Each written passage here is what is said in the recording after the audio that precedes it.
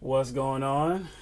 LTMB Live is here with you. Let the madness begin. This is a special edition, a Friday edition.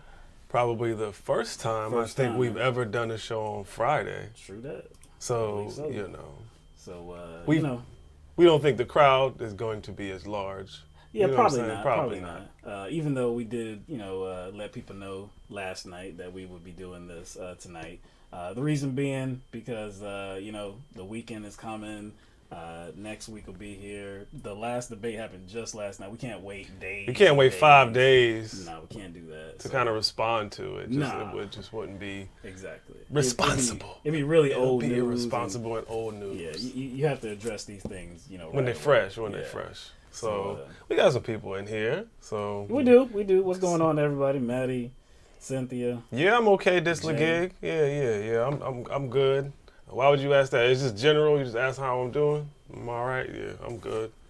We let us know if there's any audio issues or anything like that. We didn't really do a mic check at the beginning. Look, man, we love you, man, because this was not easy to do this today. It wasn't for me. I know it wasn't for you either, really. Yeah, because I was out till 4 or 5 last night. Man. Yeah, and just gathering all these clips that we have. Just editing it and all that, it takes quite a while, man. I am jealous of the big boys that have multiple hands. And again, the whole live show stream, which includes pre-debate commentary. They can't hear me. Oh. I didn't put my mic on. They probably still hear you through me because the mics are sensitive. All right, there's gonna be some ruffling. You heard the ruffling? Yeah, ruffling. All right, okay. No, I didn't hear it. Oh, you didn't hear it? Well, we got the sound off. Yeah, we got the sound off. My bad. I didn't even put my mic on. There we go. But no, it's the thing is the stream is not immediately available. Right. Like the entire debate coverage is not immediately available. True. The I guess the stream for the first debate was 5 hours. NBC. I was that's not going to be available right then to get those clips. Right. And to do it, I know people have inquired about us live streaming the debate, and I mean, I don't think we're ruling that out ever, but I think it is beneficial to go back and actually see it again, because there are some things that you miss live. Yes. There's some things that you just don't hear. It's kind of like a movie. Yeah. Have you ever watched a movie for the first time? True. And you're just, I guess your attention is devoted towards trying to listen to everything. Right. But sometimes your mind misses things the first time around. So when you watch the movie the second time, you're like, I didn't. Yeah, you missed that part. You missed that part, so yeah. But I mean, it would be probably fun to see our live reactions, maybe. Oh, especially last night. Especially last night. We'll get into overall impressions of the debate, kind of to compare it to the first debate on Wednesday night. We'll get to that at the end, winners and losers, who we believe are winners and losers. We'll get to all that at the end. So let's just dive into it, okay? Because we have even more clips of this one than we had of the Wednesday night debate, all right? So let's just get to it. So the first question of the debate on Thursday night went to Senator Bernie Sanders.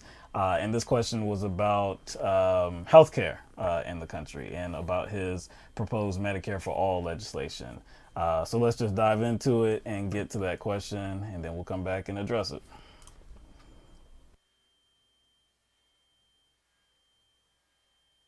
You've called for big new government benefits like universal health care and free college. In a recent interview, you said you suspected that Americans would be, quote, delighted to pay more taxes for things like that. My question to you is, will taxes go up for the middle class in a Sanders administration? And if so, how do you sell that to voters? Well, you're quite right. We have a new vision for America. And at a time when we have 3 people in this country owning more wealth than the bottom half of America, while 500,000 people are sleeping out on the streets today, we think it is time for change, real change. And by that I mean that health care, in my view, is a human right. And we have got to pass a Medicare for all single-payer system. Under that system, by the way, vast majority of the people in this country will be paying significantly less for health care than they are right now. I believe that education is the future for this country. And that is why I believe that we must make public colleges and universities tuition free and eliminate student debt. And we do that by placing a tax on Wall Street. Every proposal that I have brought forth is fully paid for. Senator Sanders, I'll give you 10 seconds just to answer the very direct question. Will you raise taxes for the middle class in a Sanders administration? People who have health care under Medicare for All will have no premiums, no deductibles, no co-payments, no out-of-pocket expenses. Yes, they will pay more in taxes, but less in health care for what they get. Thank you, Senator.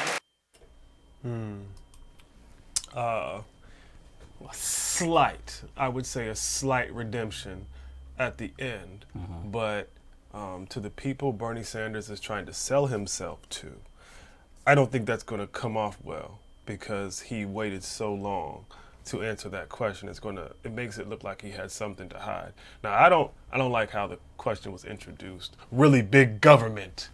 You know what I'm saying? So you could tell they were trying to prompt the audience and the viewers to kind of have a certain perception of Bernie Sanders and his programs Before he even got to talking about it. I feel the same way. That was my overall takeaway. It just seems like he was trying to be evasive and not wanting to answer the question. And this is a criticism we've had before on this subject. And there was a moment in time, there was a town hall. You remember that town hall where there was somebody in the audience, I believe from Denmark, and they asked him about this. And Bernie Sanders actually finally talked about the issue of taxes and how it would raise taxes. Before that, it was something that he really wouldn't address head on. He just wouldn't tackle it. And it just seems like he's very uncomfortable with that issue. I know that there's a lot of people that when you raise the possibility of raising taxes, they're like, oh, no, I don't want to do that. But once you educate them about, hey, yeah, your tax is going to get raised, but your overall outcome is going to be much, much better. You're not going to have to pay premiums, co-pays, deductibles, or anything like that. You're going to have more money in your pocket. If you actually educate people about that, I think reasonable people, open-minded people would be like, well, yeah, cool. I don't care about that whatsoever. His failure to really address that head on in a way where it doesn't seem like he's hiding something or, just scared to talk about it, it's got to be corrected. He's got to do better on that. Yeah, I mean, I think objectively we can look at this topic and know that there's going to be a net benefit. Right. But I think he should have spent more time talking about the taxes issue instead of talking about the programs that the American people would benefit from, because that's what he was doing. He was trying to, in a roundabout way, talking about the net benefit. Yeah, but what I'm saying? That wasn't a question. That wasn't the question. I think he should have spent more time on the tax issue. And he should have addressed it up front and then talk about the benefits. Yeah. Look, like I said, it's something that we've talked about before. He has addressed it before, so this is a bigger stage here. It's not a town hall. This is a presidential debate, the first one. So, he could have done better on that answer.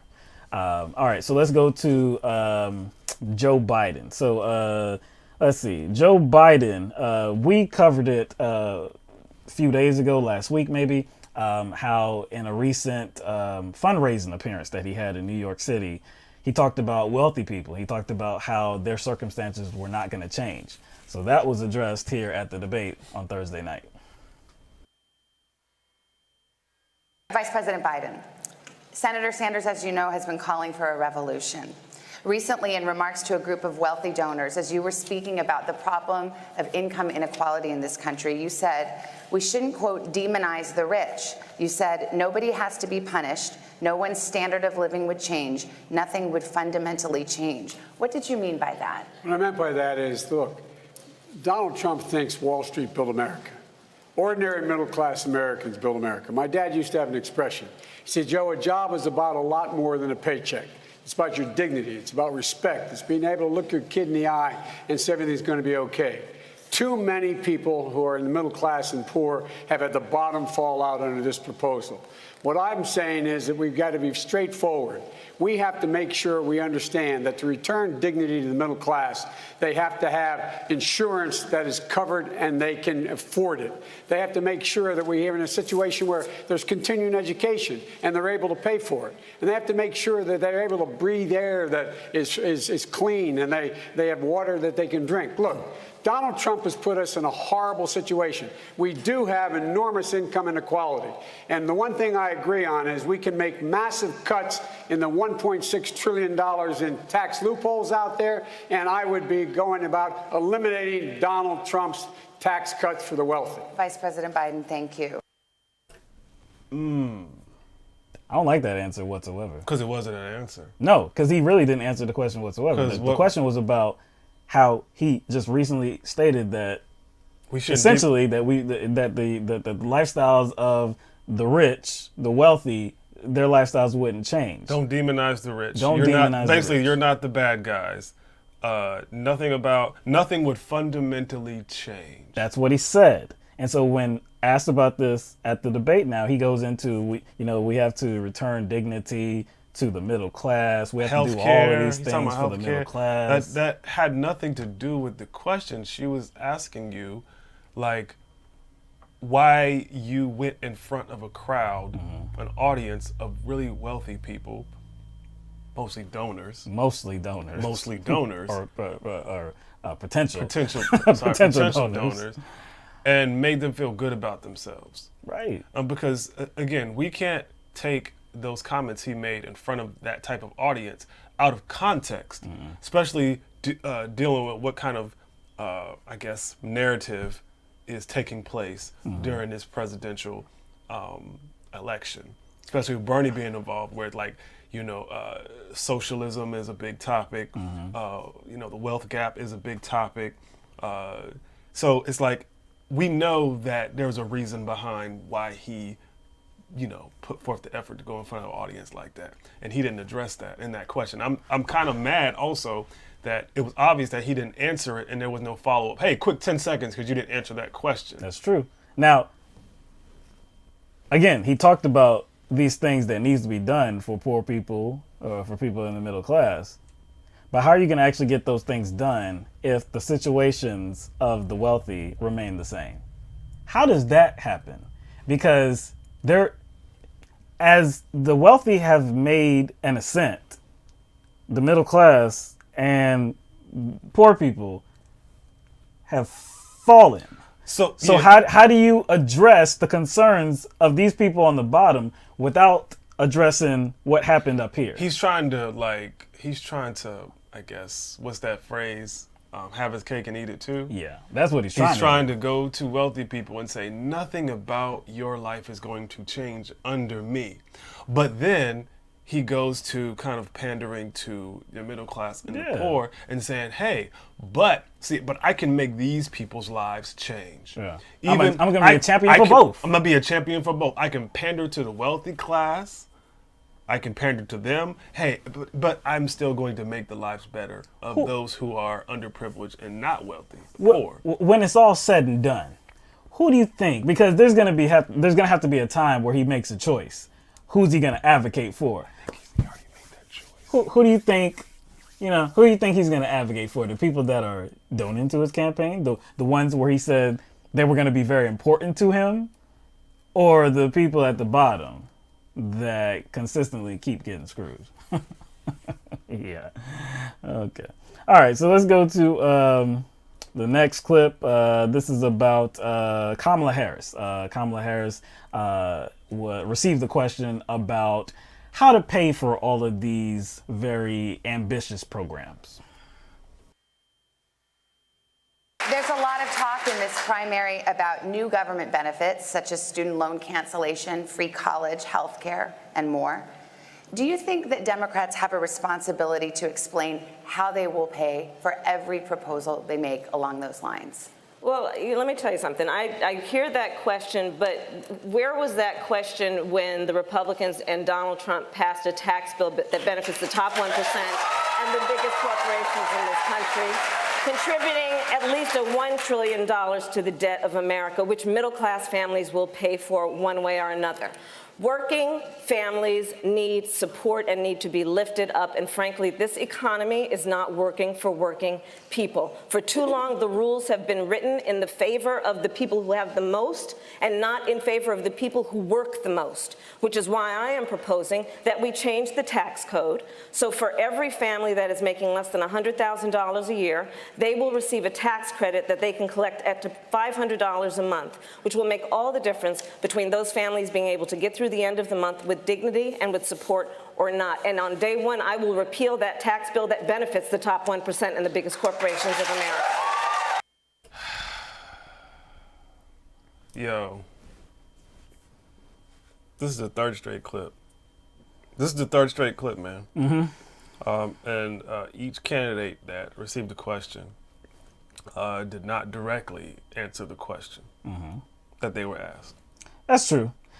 I would give, I guess, Kamala more of a pass than anybody else, though, rather than Bernie Sanders and Joe Biden on this one, because I hate that premise of the question as well. And we've heard other people actually answer the question in the same way. We've heard Alexandria Ocasio-Cortez say the same exact thing. Why do you consider, whenever it's policies that try to benefit or trying to enact policies that speak to the benefit of just regular people, the question is always, how are you going to pay for it? How are you going to pay for it? How are you going to pay for it? And that stands as an obstacle to any type of progress. And like I said, Kamala Harris I think she did the right thing here and pointed to the Tax Cuts and Jobs Act. Nobody asked the Republicans how they were going to pay for it. The analysis came out. It was going to add not millions, Trillions. not billions, trillions of dollars to the debt, right? Nobody cared. The Republicans didn't care at all. Nobody asked them, how are you going to pay for it? How are you going to pay for it? There's going to be a decrease of money, of revenue coming into the federal government. They didn't care whatsoever. They just did it. They did it for the wealthy. Didn't care. So I don't have a problem with it. I think it's good to highlight that fact. That's kind of an ongoing narrative. I just wish she would have been more detailed. Yeah. About you know what I'm saying? Like she should have gone into like how everything was going to be paid for. Like you can't just say, hey, repeal these tax cuts and everything's going to be paid for. It just doesn't switch over like that. There actually has to be like detailed policy, like directives. Yeah, that's true. But then again, she has about a minute to speak, and she can't make that point that she made and make that point at the same time. Yeah, and go into depth as well. I got you. So, all right. So let's go to the next clip. This one is with Bernie Sanders and Kirsten Gillibrand as well. Bernie Sanders is talking about Trump here. So let's play this clip. What is your response to those who say nominating a socialist would re-elect Donald Trump? Well, I think the responses that the last poll I saw had us 10 points ahead of Donald Trump, because the American people understand that Trump is a phony, that Trump is a pathological liar and a racist, and that he lied to the American people during his campaign. He said he was going to stand up for working families. Well, President Trump, you're not standing up for working families when you try to throw 32 million people off the health care that they have, and that 83% of your tax benefits go to the top 1%. That's how we beat Trump. We expose him for the fraud that he is.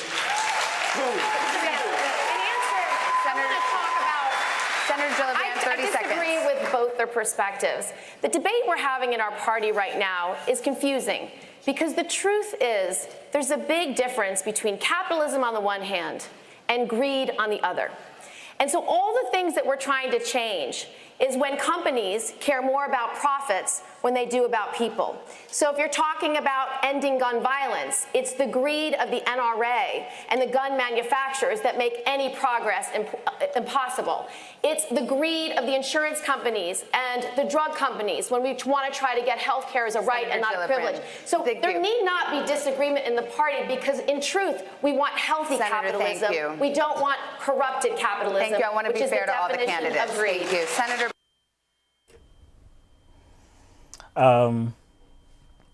First on Bernie. Bernie's answer was somewhat strong. I just wish that he would reject the premise of this question as well, because the question was about voters. Nominating a socialist get Donald Trump reelected. His answer should have been, or should have started with, "I'm not a socialist. I'm not a socialist. I'm a democratic socialist." Exactly. Don't even accept that premise of the question because it's so false. Nobody is pushing socialism in this democratic or in these democratic debates, in these democratic campaigns. Nobody is pushing that whatsoever. Like it's like this is one of those situations where like I like where Bernie Sanders went, yes, but I don't like, I guess, the package he delivered it. He should have. I would have said something like, because he mentioned working families. He should have said, if standing up for working families is socialist, I guess I'm a socialist. Yes, he could have done that. If you know what I'm saying, if not catering to the 1% and the wealthy is, like seen as a negative thing, right, and seen as socialist, I guess I'm that. You know what I'm saying? He could have done that. He could have done that. It could have been wrapped up better. But since he didn't clarify that he's a democratic socialist, right? Which surrounds a more, I guess, benevolent capitalism, right? It actually makes Gillibrand stepping in look a little, I don't know. It just looks a little out of place. Like why? Like why did she feel the need to be like to play protectionism? Why did she feel the need to cape for capitalism right there? She started by saying that both of them got it wrong because Bernie Sanders was really responding to somebody else, and she was saying that, well, I got to disagree with both of y'all. I reject. The argument within the party. The argument within the party should not be this. It should be capitalism versus greed. Yeah, I was like, wait a second. Greed is not a system, though. Capitalism is a system. There's no denial that is the system we live in right now. It just seems as if, like, when things are perceivably good, right? And I say perceivably good for a reason. They always mention the benefits of capitalism and what kind of prosperity capitalism has given America and brought forth to America. But as soon as we start talking about the detriments of capitalism, as soon as we start talking about the living conditions that capitalism creates, now there's some sort of new system. It's not capitalism, it's the greed system that does it. I was like, no, like capitalism actually breeds that greed. Those two things are connected. Like you can't separate those two things. It just seems like Gillibrand in that moment was trying to be like, okay, how do I defend capitalism? How do I defend capitalism? Greed, that's what it is. Capitalism is not the problem. And I'm like, I don't think she would have, she's doing that because Bernie is on that stage. Yeah. Like what's a major feature of capitalism is greed. You can't separate the two. We see it all the time. It's the reason why we can't have certain programs. It's the reason why our politicians are corrupt. It's the reason why lobbyists have so much of an impact over our Congress members. Come on, man. Like, really? You trying to separate the two? Like, capitalism is benevolent. Greed, though, we gotta. Yeah. Again, and that's why it's like it's out of place, because what she actually said was what Bernie is trying to do. Actually, yeah, that's true. Because he's not a true full-on socialist. No, he's not. He's not anything close to it. He's not. Yeah, you know what I'm saying? He doesn't like stand up and applaud capitalism like Elizabeth Warren did. Right. You know. But that makes him a socialist. That makes him ridiculous. All right. So here the conversation goes to colleges, universities, free college universities. Multiple candidates do believe in that idea. Mayor Pete Buttigieg does not, and here he explains why. Many of your colleagues on stage support free college. You do not. Why not? Sure. So college affordability is personal for us. Chasten and I have six-figure student debt. I believe in reducing student debt. It's logical to me that if you can refinance your house, you ought to be able to refinance your student debt. I also believe in free college for low and middle income students for whom cost could be a barrier. I just don't believe it makes sense to ask working class families to subsidize even the children of billionaires. I think the children of the wealthiest Americans can pay at least a little bit of tuition. And while I want tuition costs to go down, I don't think we can buy down every last penny for them. Now, there's something else that doesn't get talked about in the college affordability debate. Yes, it needs to be more affordable in this country to go to college. It also needs to be more affordable in this country to not go to college. You should be able to live well, afford rent, be generous to your church and Little League, whether you went to college or not. That's one of many reasons we need to raise the minimum wage to at least $15 an hour.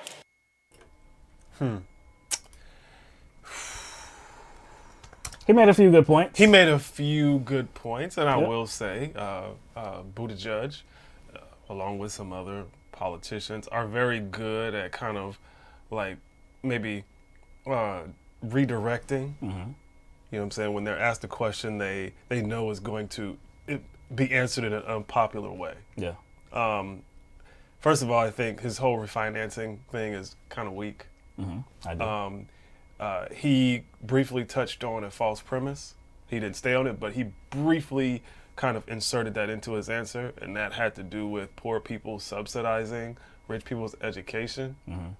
It's the Klobuchar argument. It's the Klobuchar That's what we argument. heard on Wednesday night. Like, you'll be paying for the education of wealthy people. Wealthy people will benefit. And I'm just like, that's really not a good argument, because the vast majority of people that would benefit, 85% of the people that would benefit, would be people who actually need a program like that. So the overwhelming majority of people would be the people that actually need to benefit from it. And again, like, how do you implement a policy in society and like prevent exclude a certain segment of the society. Like rich people from taking advantage of it? And most likely rich people are going to go to private institutions anyway. That's like saying, like, hey, we're not going to pave these roads and not use public funds to pave these roads because rich people are going to use those roads too. It's ridiculous. Like, there are prestigious universities around the country, and wealthy families have the money to pay for their kids to go to these prestigious universities. They often do go to these universities. So if for some reason they don't want to spend the money to go there, and these students are going to go to just your regular community college or a public university, whatever, and they're going to get it for free, okay, I don't care. I really don't care. Just as long as the middle class, poor people, people that don't have anything, just as long as they can go, and I'm totally good, man. He tried to offer some sort of a consolation prize at the end. Did you hear that part? With the $15 minimum wage? Yes. And I don't think that's going to solve the problem, because the question was about being able to afford a tuition.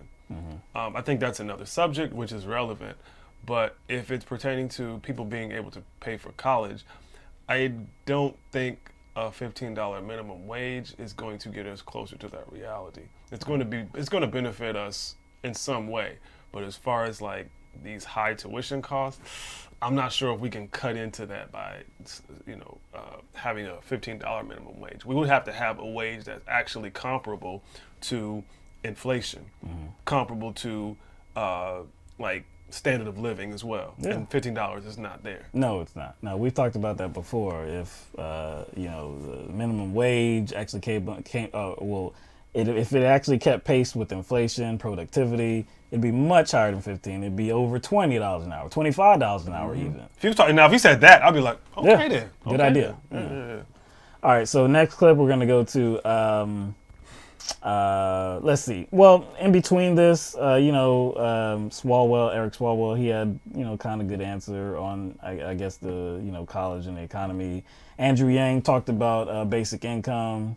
Swalwell made some point about how Biden needs to pass the torch. When he was 6 years old, Biden came, He said, I'm still holding that torch. Yeah, he said something like that. He said that he was going to pass the torch, and then now years later, he's like, you need to pass the torch. This new generation needs to take care of stuff, whatever. That was some shade, though. That was that was pointedly right to Biden. But here we're going to talk about Kamala Harris. And so here Kamala Harris is, because look, the differences between the Wednesday night debate and the Thursday night debate, it was really easy to see right within the first 5-10 minutes. There was a lot of jostling. It was more chaotic. There was a lot of people kind of, trying to butt in, make their case. None more than Kirsten Gillibrand, who was the Bill de Blasio of Thursday night. Wednesday, Bill de Blasio, he made sure he was heard. But the difference was, I think Gillibrand did it in a way more aggressive and kind of clumsy way. It didn't come off as smoothly as, Bill de Blasio doing it. No, it didn't. Like when Bill de Blasio did it, I do think that he raised his profile. Yeah, he did. He raised his profile a bit. And like you said, hers was clumsy. His was a little more precise and followed up with something like with more substance to it. Gillibrand, not so much. Yeah. All right. So this is Kamala Harris kind of trying to, I guess, calm people down here and then make her point. Senator Harris, I'm so sorry. We will let all of you speak. Senator Harris. Senator Harris. Please, we will let you all speak. Senator Harris. We can't afford to wait for evolution on these issues. Hey, guys, you know what? America does not want to witness a food fight. They want to know how we're going to put food on their table. Yes?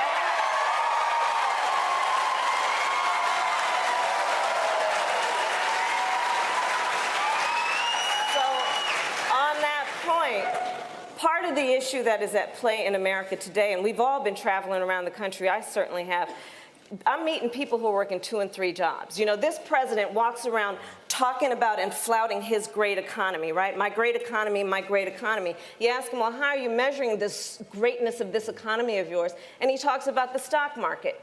Well, that's fine if you own stocks. So many families in America do not. You ask them, how are you measuring the greatness of this economy of yours? And they point to the jobless numbers and the unemployment numbers. Well, yeah, people in America are working. They're working 2 and 3 jobs. So when we talk about jobs, let's be really clear. In our America, no one should have to work more than 1 job to have a roof over their head and food on the table. Thank you very much. That was a really strong moment for Kamala Harris. I didn't appreciate the line at the it was a crowd pleaser. We don't want to be arguing over, or have a food fight. We want to know how to put food on the table. Yeah, it kind of calmed everybody down. I guess some people appreciated it. It was kind of lame to me, but whatever. It wasn't really worth a standing ovation. But there's one thing people need to understand about the audience. And what the makeup of the audience is. Mm-hmm. You all know how much it costs to get a seat in there?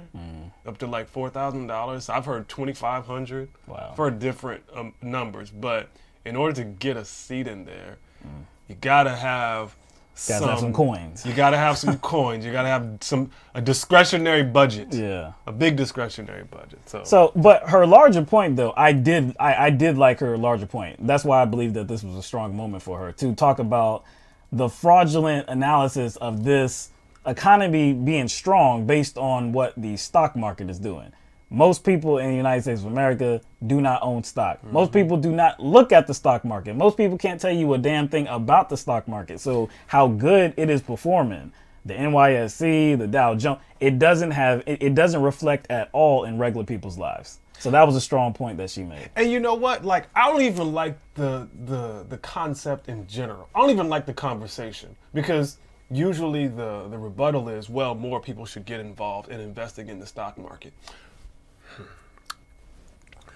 So you're trying to tell people who are affected by these corporations and the greed of these corporations to invest in those corporations. Like, think about how silly the premise is. You see what I'm saying? That's one reason I don't even like the conversation. It's flawed for the reason you mentioned and for the reason that Kamala Harris mentioned, but I think the premise is flawed considering who and what a lot of these corporations are about. So I'm supposed to invest in Exxon?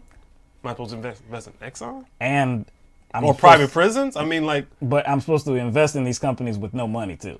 No money. But even if I do, what am I doing? I'm actually perpetuating the problems these companies are causing. That's not going to fix the system. True. Many people start investing in stocks.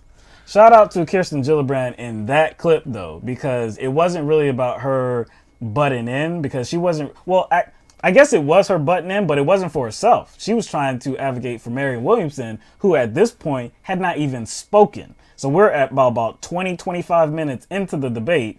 Everybody else on that panel, well, everybody else on that stage had said something. Multiple people had spoken at least twice.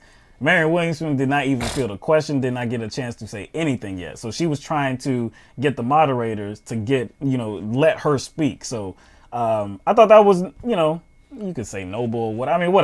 That was a good gesture. It didn't work, but yeah, because they're not in full control because Right. a lot of these questions are directed at somebody specific. Yeah. All right, so let's go to healthcare. Of course, healthcare was a very big subject, and they got the same question that the stage got on Wednesday night about abolishing private healthcare for a government-run program. On Wednesday night, it was only who was it that raised their hands? Booker did not. It was Elizabeth Warren. It was Elizabeth Warren And it wasn't Castro. No. My gosh, I can't remember now. I think there were only two that raised their hands. It definitely wasn't O'Rourke. No. Dang, I cannot remember. Why can't I remember, man? You know what? Let me pull up the notes real quick. Warren and Blasio. De Blasio. Okay, so on Thursday night, with the same question, there were two candidates that two candidates that raised their hands and said that yes, they did believe in abolishing private health care for a government-run program. So we had that clip, and then after that, there's some a response as well that we're going to go into. Who here would abolish their private health insurance in favor of a government-run plan? Yeah. All right. Senator Gillibrand. Yeah, so no, it's my turn. Go ahead. So this is a very important issue. So the plan that Senator Sanders and I and others support, Medicare for All, is how you get to single payer. But it has a buy-in transition period, which is really important. In 2005, when I ran for Congress in a 2-to-1 Republican district, I actually ran on Medicare for All, and I won that 2-to-1 Republican district twice. And the way I formulated it was simple. Anyone who doesn't have access to insurance they could buy in at a percentage of income they could afford. So that's what we put into the transition period for our Medicare for All plan. I believe we need to get to universal health care as a right and not a privilege to single payer. The quickest way you get there is you create competition with the insurers. God bless the insurers if they want to compete, they can certainly try. But they've never put people over their profits, and I doubt they ever will. So what will happen is people will choose Medicare, you will transition, we will get to Medicare for All, and then your step to single payer is so short, I would make it an earned benefit, just like Social Security, so that you buy in your whole life, it is always there for you, and it's permanent and it's universal. Senator, your time's up.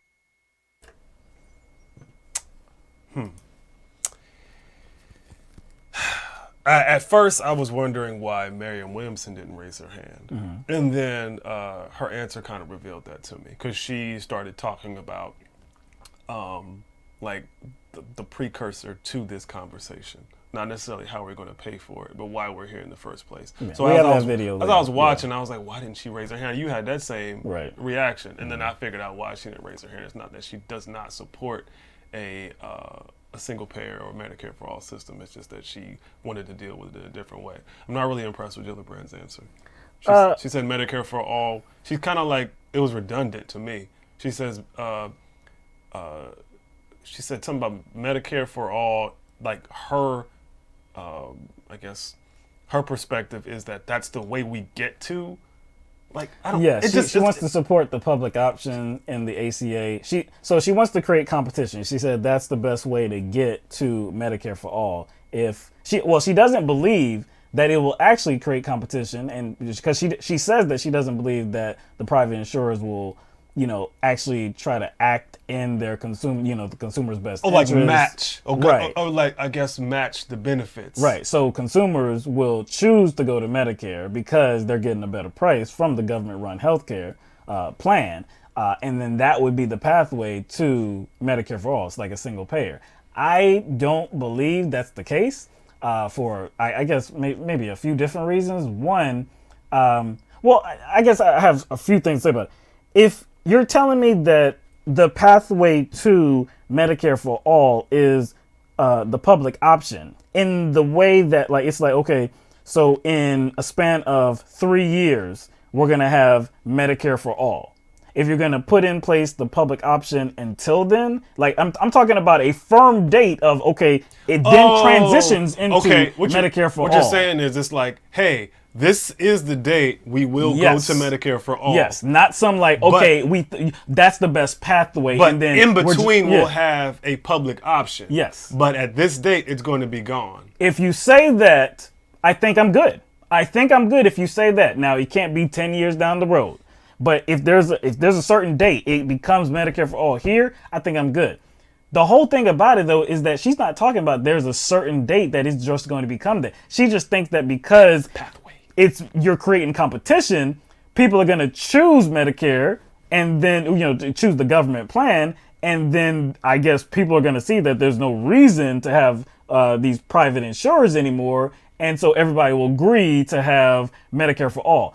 How can you be sure who's going to be in the White House? How can you be sure who's going to be in the United States Congress by that time? Exactly. How can you be sure that Medicare for all is going to pass? You can't.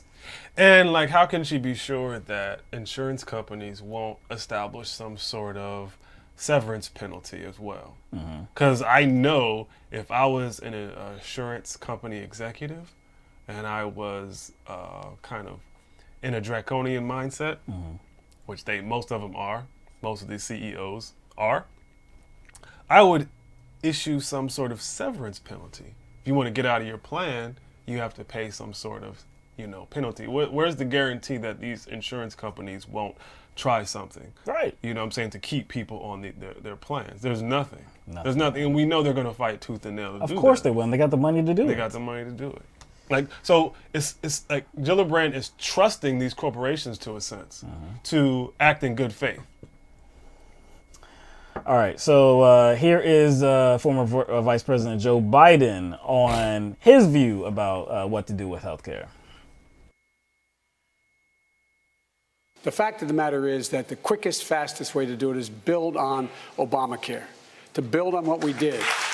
And secondly, to make sure that everyone does have an option.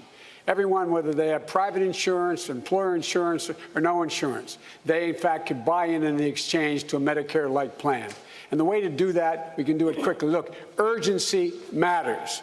There's people right now facing what I faced and what we faced without any of the help I had. We must move now. I'm against any Democrat who opposes, takes down Obamacare, and then a Republican who wants to get rid of Obamacare. Let me turn this. So, I have, because, let's say it like this. That speech, the little stump speech, is not different than a lot of other people that support the public option. Hey, we can't wait, we got to do the public option, blah, blah, blah, blah. I really have nothing to say about that because we've heard it so many times. We just heard it really from Kirsten Gillibrand as well. Their answers were very similar. Very similar. Because that's kind of what she brought up. She didn't say it in so many words because she mentioned people's premiums being based on their income. Right. That's basically the ACA. So, and that's what he wants to strengthen, or to make better. So that's why I don't really have anything to say, anything more to give than what I already gave. But the last portion of his commentary, that's where I'm gonna focus on.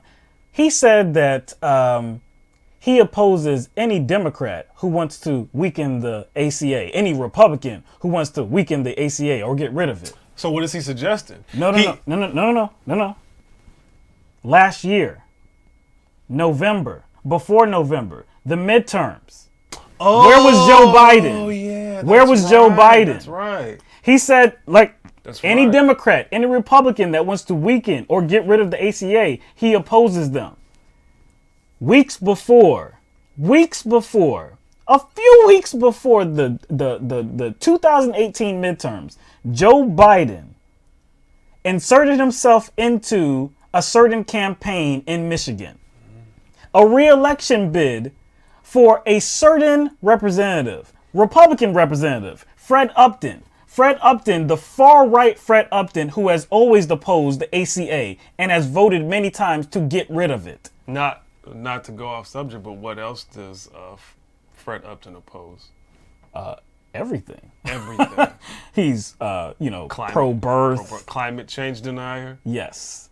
He's a far-right Republican, and Joe Biden took $200,000 as a payment to advocate for Fred Upton. You get $200,000? $200,000. So what you're saying is that little rant he gave Yes. at the Democratic debate contradicted his behavior. Yes. I oppose any Democrat or Republican that opposes the ACA. No, you didn't. And see, this would have been the perfect opportunity, because if we have this knowledge about Joe Biden, then certainly anybody that's on that stage has that as well. So this would have been the perfect opportunity for somebody like Bernie Sanders or anybody else to say, Joe, hold on, what are you talking about? Do you remember where you were in 2018? Do you remember being on that stage for Fred Upton? Do you remember that? But did you see what he's kind of insinuating there by saying I oppose any Democrat that wants to get rid of ACA or destroy the ACA, and I oppose any Republican? Did you see what he's insinuating here? Because the conversation surrounds Medicare for all. So he is suggesting that the Republicans who want to get rid of health care in general, full stop, are the same as Democrats that want to replace the ACA with something better. He's considering that a destruction of the ACA. That's what I got from that. Why bring up Democrats? Why bring up Democrats in this situation, affecting or destroying the ACA, when the conversation is about Medicare for all, making, access to health care almost not just better, but a guarantee. He's considering that a destruction of the ACA. Do this, man. That was one of the, I guess that was one of the most extreme moments right away where my lip was turned up. Yeah. There were plenty of those. There were plenty of those. All right, so let's get to Marianne Williamson. She finally gets a question. She finally gets the chance to respond to something. It is about healthcare. How would you lower the cost of prescription drugs? Well, first of all, the government should never have made the deal with the big pharma that they couldn't negotiate. That was just part of the regular corruption by which multinational corporations have their way with us. You know, I want to say that while I agree with, I'm with Senator Bennett and others, but I agree with almost everything here. I'll tell you one thing. It's really nice if we've got all these plans, but if you think we're going to beat Donald Trump by just having all these plans, you got another thing coming. Because he didn't win by saying he had a plan. He won by simply saying, make America great again. We've got to get deeper than just these superficial fixes, as important as they are. Even if we're just talking about the superficial fixes, ladies and gentlemen, we don't have a health care system in the United States. We have a sickness care system in the United States. We just wait till somebody gets sick, and then we talk about who's going to pay for the treatment and how they're going to be treated. What we need to talk about is why so many Americans have unnecessary chronic illnesses, so many more compared to other countries. And that gets back into not just the big pharma, not just health insurance companies. It has to do with chemical policies. It has to do with environmental policies. It has to do with food policies. It has to do with drug policies. Thank you. It has to do with environmental Senator policies. Bennett, a question. I will say, I wasn't, as much as we've covered Marianne Williamson and understand her approach, I did not expect her to go there. No. I'm not sure, how much it resonated, because that is something that would take a lot of time to break down and unpack. That is very, very true. She's talking about, what leads up to this conversation. She's talking about what leads up to this healthcare crisis that we have. And I'm not sure if they can provide her enough time to actually unpack all that. Because where we are right now, we definitely do have to talk about, providing a healthcare system that is available to everyone. And honestly, that should be the conversation. I just don't think that this particular forum is, I don't think it's that this particular forum, the Democratic debate, is adequate to unpack all of that. I do like her answer. Don't get me wrong. I do like her answer because she opens it up for a bigger conversation.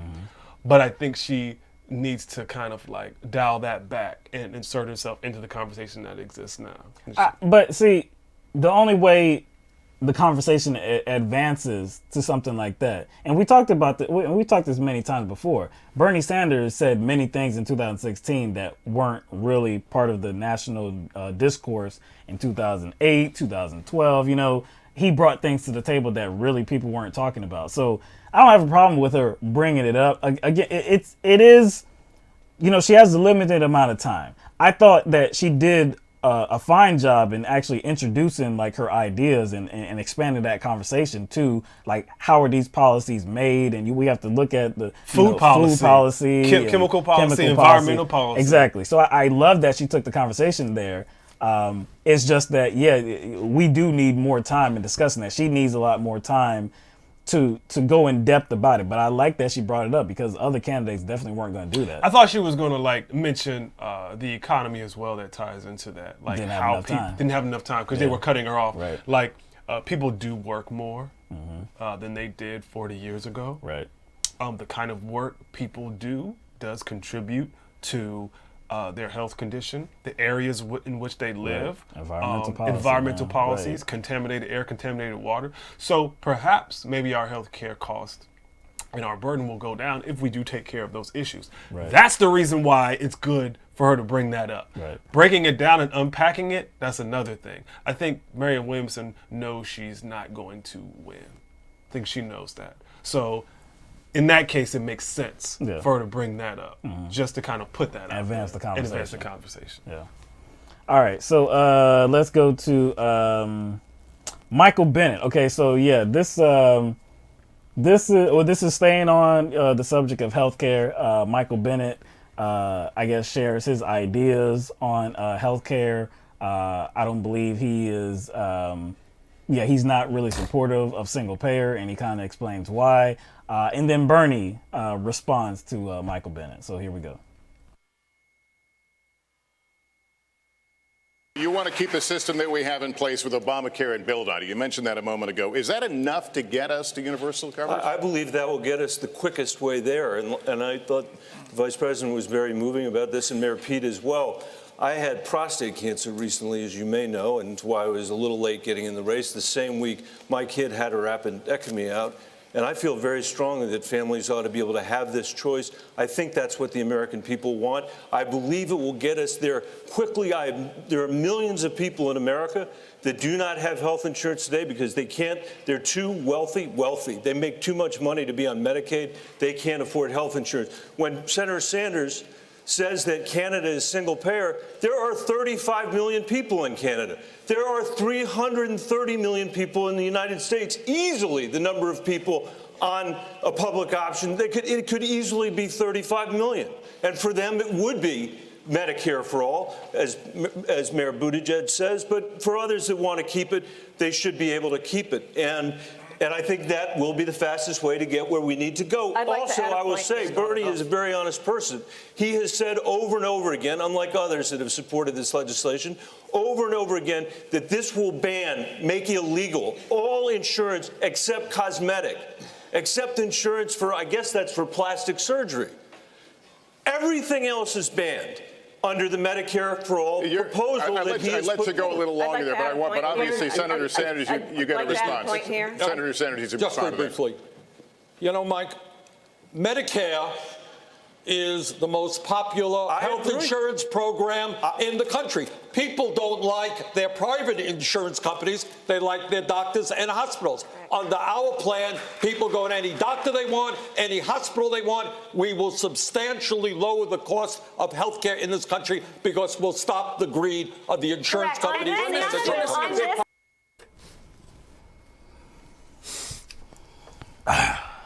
companies.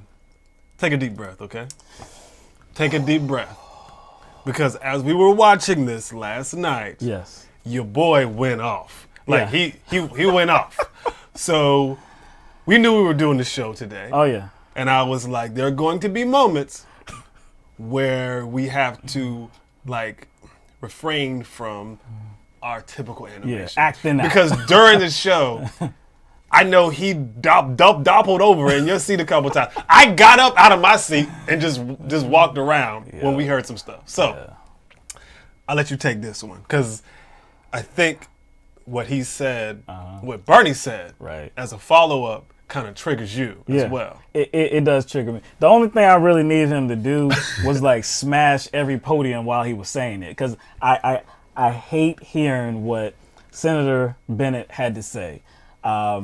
And I love what Bernie Sanders had to say as a retort. People don't love their insurance companies.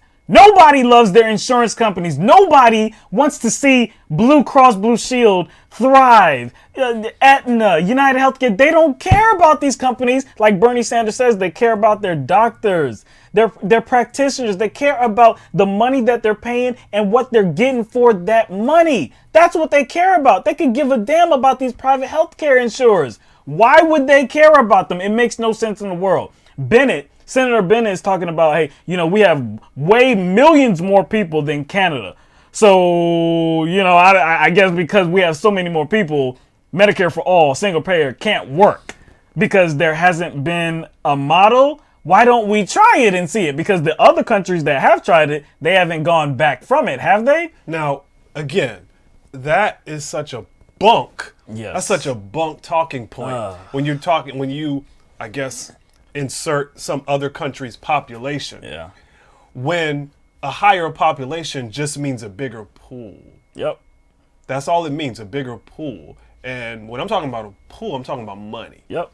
How's our money situation in the United States of America compared to Canada? Compared to or any other country? But did you Aren't see, we the wealthiest? Did you see how Gillibrand was just looking at Bennett in this glowing way? Like, yes, speak it. The fastest way to Medicare for all is keeping the insurance companies. Say it again. I think she was having many orgasms as Bennett was talking.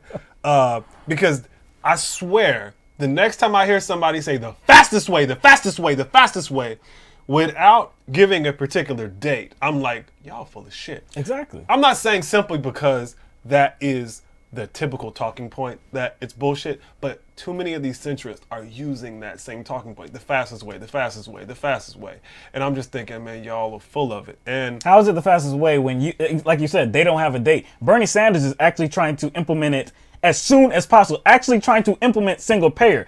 These people are saying, well, we're going to get there, and this is the fastest way. We don't know when it's going to happen, but this is the fastest way. Not trying to do it now is the fastest way. Bernie Sanders trying to do it right now is not the fastest way. And you have, number one, you have Bennett, you have Gillibrand, and you have Biden. Yep. All three of those people, I guess, name-dropped Obama or referenced the ACA and strengthening that.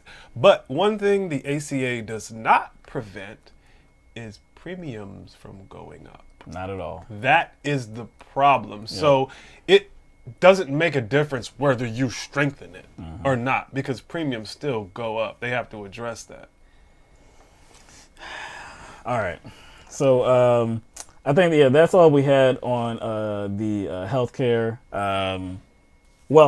They did ask all the candidates to raise their hands if they believed in the government providing health care coverage to undocumented immigrants. So all of them agreed with that.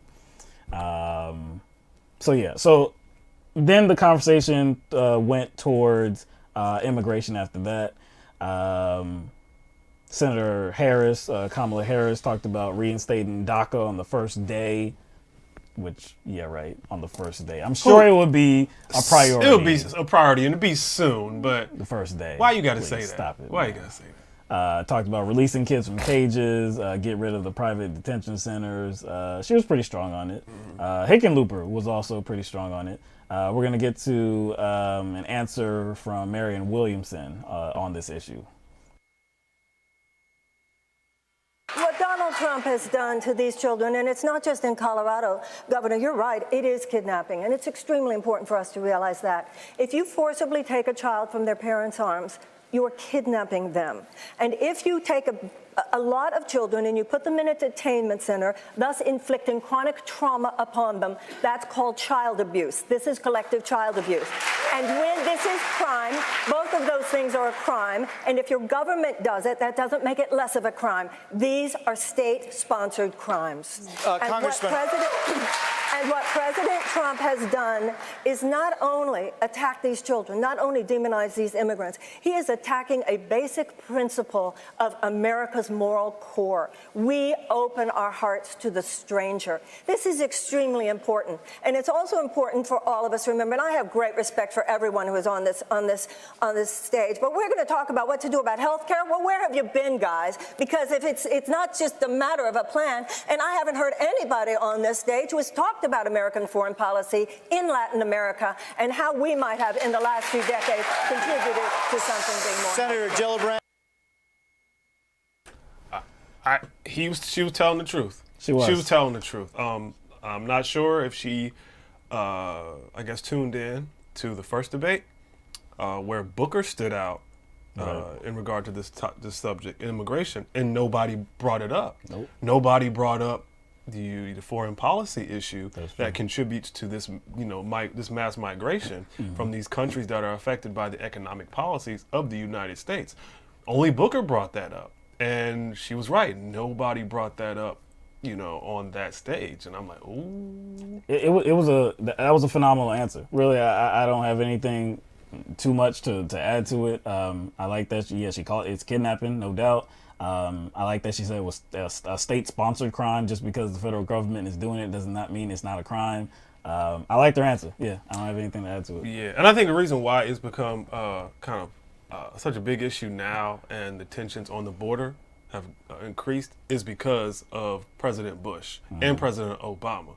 I think after the Patriot Act, I think all of some of the Department of Justice or the Department of Defense and Department of Justice kind of got shuffled up a bit. So I think the border fell under Homeland Security now. Yeah. And so that's why ICE has become such a driving force in this deportations, because of the responsibilities and who carries out these acts changed after the Patriot Act. So.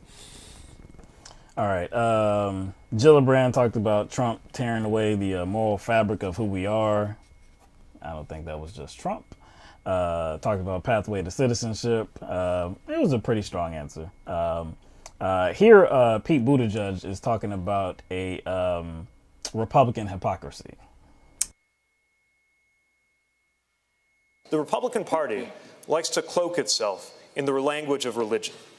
Now, our party doesn't talk about that as much, largely for a very good reason, which was we are committed to the separation of church and state, and we stand for people of any religion and people of no religion. But we should call out hypocrisy when we see it. And for a party that associates itself with Christianity, to say that it is okay to suggest that God would smile on the division of families at the hands of federal agents, that God would condone putting children in cages, has lost all claim to ever use religious language again. It was a good answer. Probably one of the best answers that Buttigieg had last night. It was a strong answer. The only thing is that Republicans don't care. They don't care about hypocrisy. They will justify whatever they do, and they will use religion to do so, even if it just smacks of nonsense. So yeah, I think there's a lot of instances where pointing out hypocrisy is inconsequential. Very. Because they're not looking, especially conservative Republicans, evangelical Republicans, they're not looking to be right. They're just looking to use the Bible and their religion as a weapon to control people or to justify harm. That's it. But I understand why he did that, because he's trying to present himself as the strongest Democratic candidate to run against Republicans. So that was a message to them. Yeah. You know what I'm saying? Point out their hypocrisy. Point out their hypocrisy. Yeah. It won't mean anything, though. It don't. All right. So here, we're going to get into, here things get a little, dicey. Yeah, a little dicey. There's some dust ups or so. So here, Biden is challenged on deportation because, of course, everybody knows that he was within the Obama administration. He was the vice president. So also many people know that Obama, many people called him the deporter-in-chief. They say 3 million. Exactly. So upwards. This is the conversation. I mean, we're talking about immigration. We're talking about people. We're talking about, laws about coming into the country, asylum, people that do come into the country, and if it should be just like a civil infraction, should it be against the law? Should it be treated as a crime? What have you? And so that kind of question was presented to him. I guess his idea on it right now, in that it should not be a crime just to come into the country, not prosecuted like a crime. And I guess juxtaposing that to his old administration. So here's what he had to say about that. Would you decriminalize crossing the border without documents? The first thing I would do is unite families. I'd surge immediately billions of dollars worth of help to the region immediately. Look, I talk about foreign policy. I'm the guy that got a bipartisan agreement at the very end of the campaign, at the very end of our term, to spend $740 million to deal with the problem. And that was to go to the root cause of why people are leaving in the first place. It was working. We saw, as you know, a net decrease in the number of children who were coming. The crisis was abated. And along came this president. He said he immediately discontinued that. We all talk about these things. I did it. 740 million. Now look, second thing we have to do. The law now requires the reuniting of those families. We would reunite those families, period. And if not, we put those children in a circumstance where they were safe until we could find their parents. And lastly, the idea that he's in court with his Justice Department saying children in cages do not need a bed, do not need a blanket, do not need a toothbrush. That is outrageous. Vice President, the Obama-Biden administration deported more than 3 million Americans. My question to you is, if an individual is living in the United States of America without documents, and that is his only offense, should that person be deported? No. Depending if they committed a major crime, they should be deported. And the president was left in his... President Obama, I think, did a heck of a job. To compare him to what this guy's doing is absolutely, I find, close to immoral. But the fact is that, look, we should not be locking people up. We should be making sure we change the circumstance, as we did, why they would leave in the first place. And those who come seeking asylum, we should immediately have the capacity to absorb them, keep them safe until they can be heard. A 15-second, if you could, if you wish to answer. Should someone who is here without documents, and that is his only offense, should that person be deported? That person should not be the focus of deportation. We should fundamentally change the way we deal with things. It looked like he was caught off guard with the moderator pointing out how many immigrants Obama deported. For the most part, during Biden's campaign and during this Democratic debate, like 20-something times, he name-dropped Obama. Why? Because he thinks it's going to benefit him. He's going to ride on the coattails as much as he can. And I don't think he was expecting the moderator to bring up something that can be perceived as negative about Obama. And you see his facial expression change. He was like, he just turned into grumpy Grandpa Joe right there. I don't understand how stating something that's already immigration policy means anything when it comes to criminals. That's already in the books. Like, immigrants are like under the microscope. They always have been as far as committing crime goes. So talking about that, I think is him trying to skirt the question. Yeah, he did a lot of dancing here, and one of the ways that he was trying to dance around this is his initial response to the subject of immigration was, I guess, promote himself as the champion. I did things. I did things. He said, I'm the guy that reached a bipartisan agreement. And, we were trying to deal with the problem of, these migrants coming to the United States of America. And it was working. I was the guy. Okay, I did it. He said that twice. I did it, right? And then when he gets challenged about the Obama administration, he gets challenged about the over 3 million people that were deported because they were undocumented immigrants.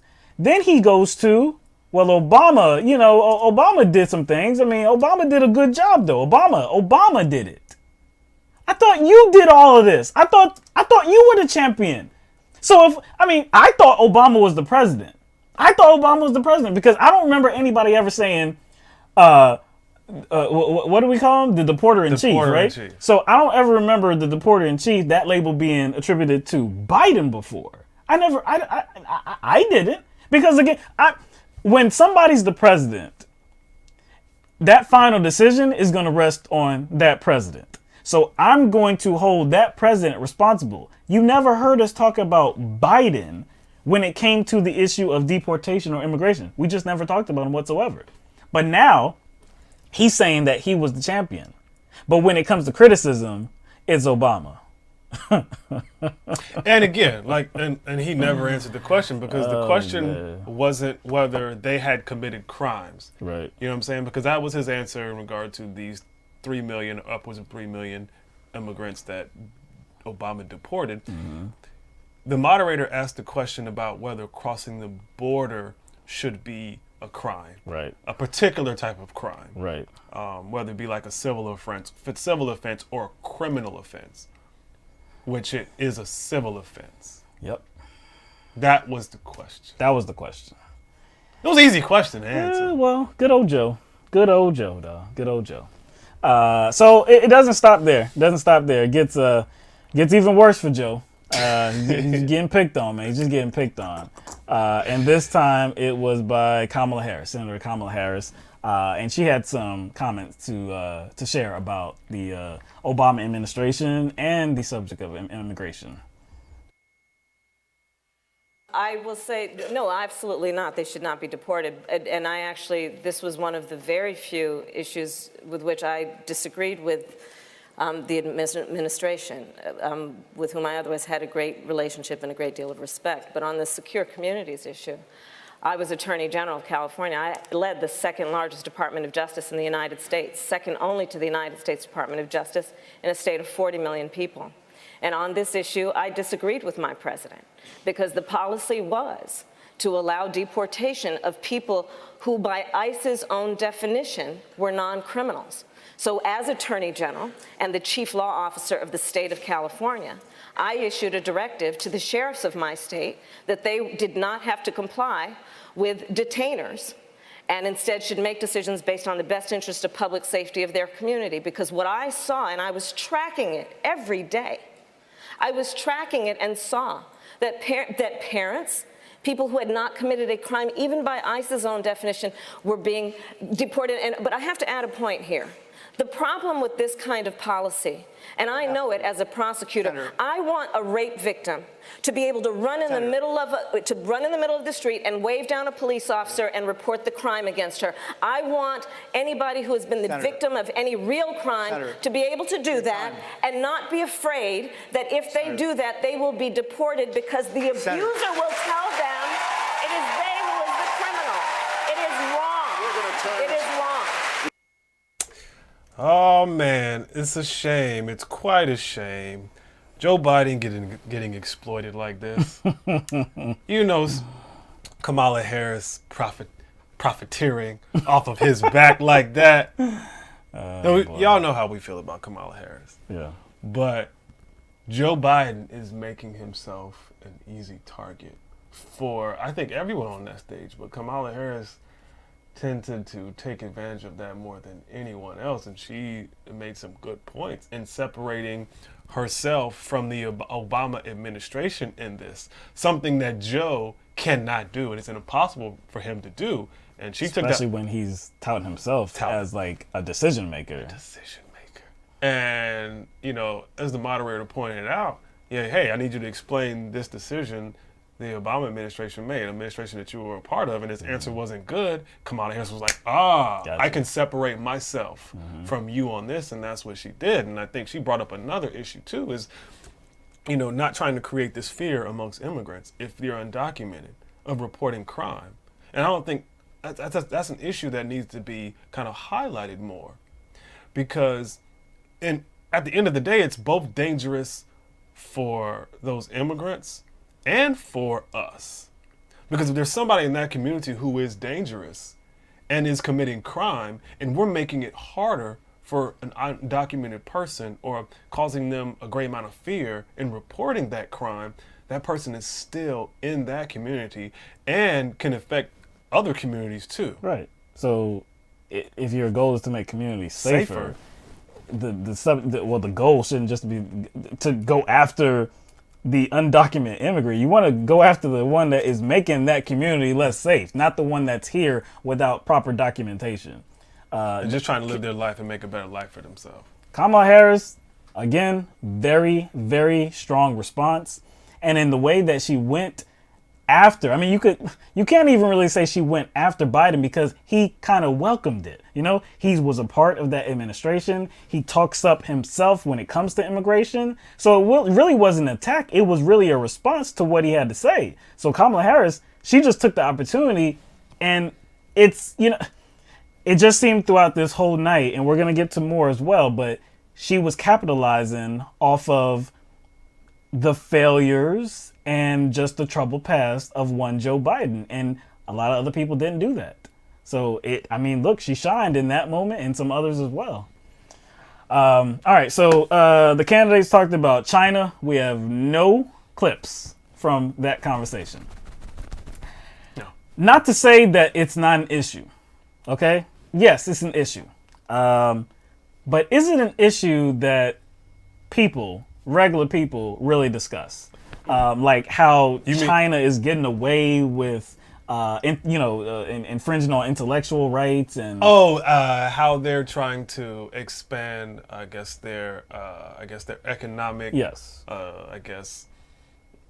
footprint on the planet. Right. They're taking advantage of the United States and small business owners. And look, it's a conversation. We've talked about it, I think, one time before because of the tariffs, actually. Yeah. So we've talked about it one time before. It's just that, again, do regular people, is that something that, we're going to be talking about? China? Like, the biggest threat to us leading a successful life, us putting food on the table, us having shelter, us having clothing and education and healthcare. The biggest obstacle to that is money in politics. Yes, and that money in politics here in the homeland. That's in the homeland. That ain't because of China. That's because of here, right here. You know what I'm saying? That's almost as dumb as, honestly, that's as dumb as blaming immigrants for all the problems. Exactly.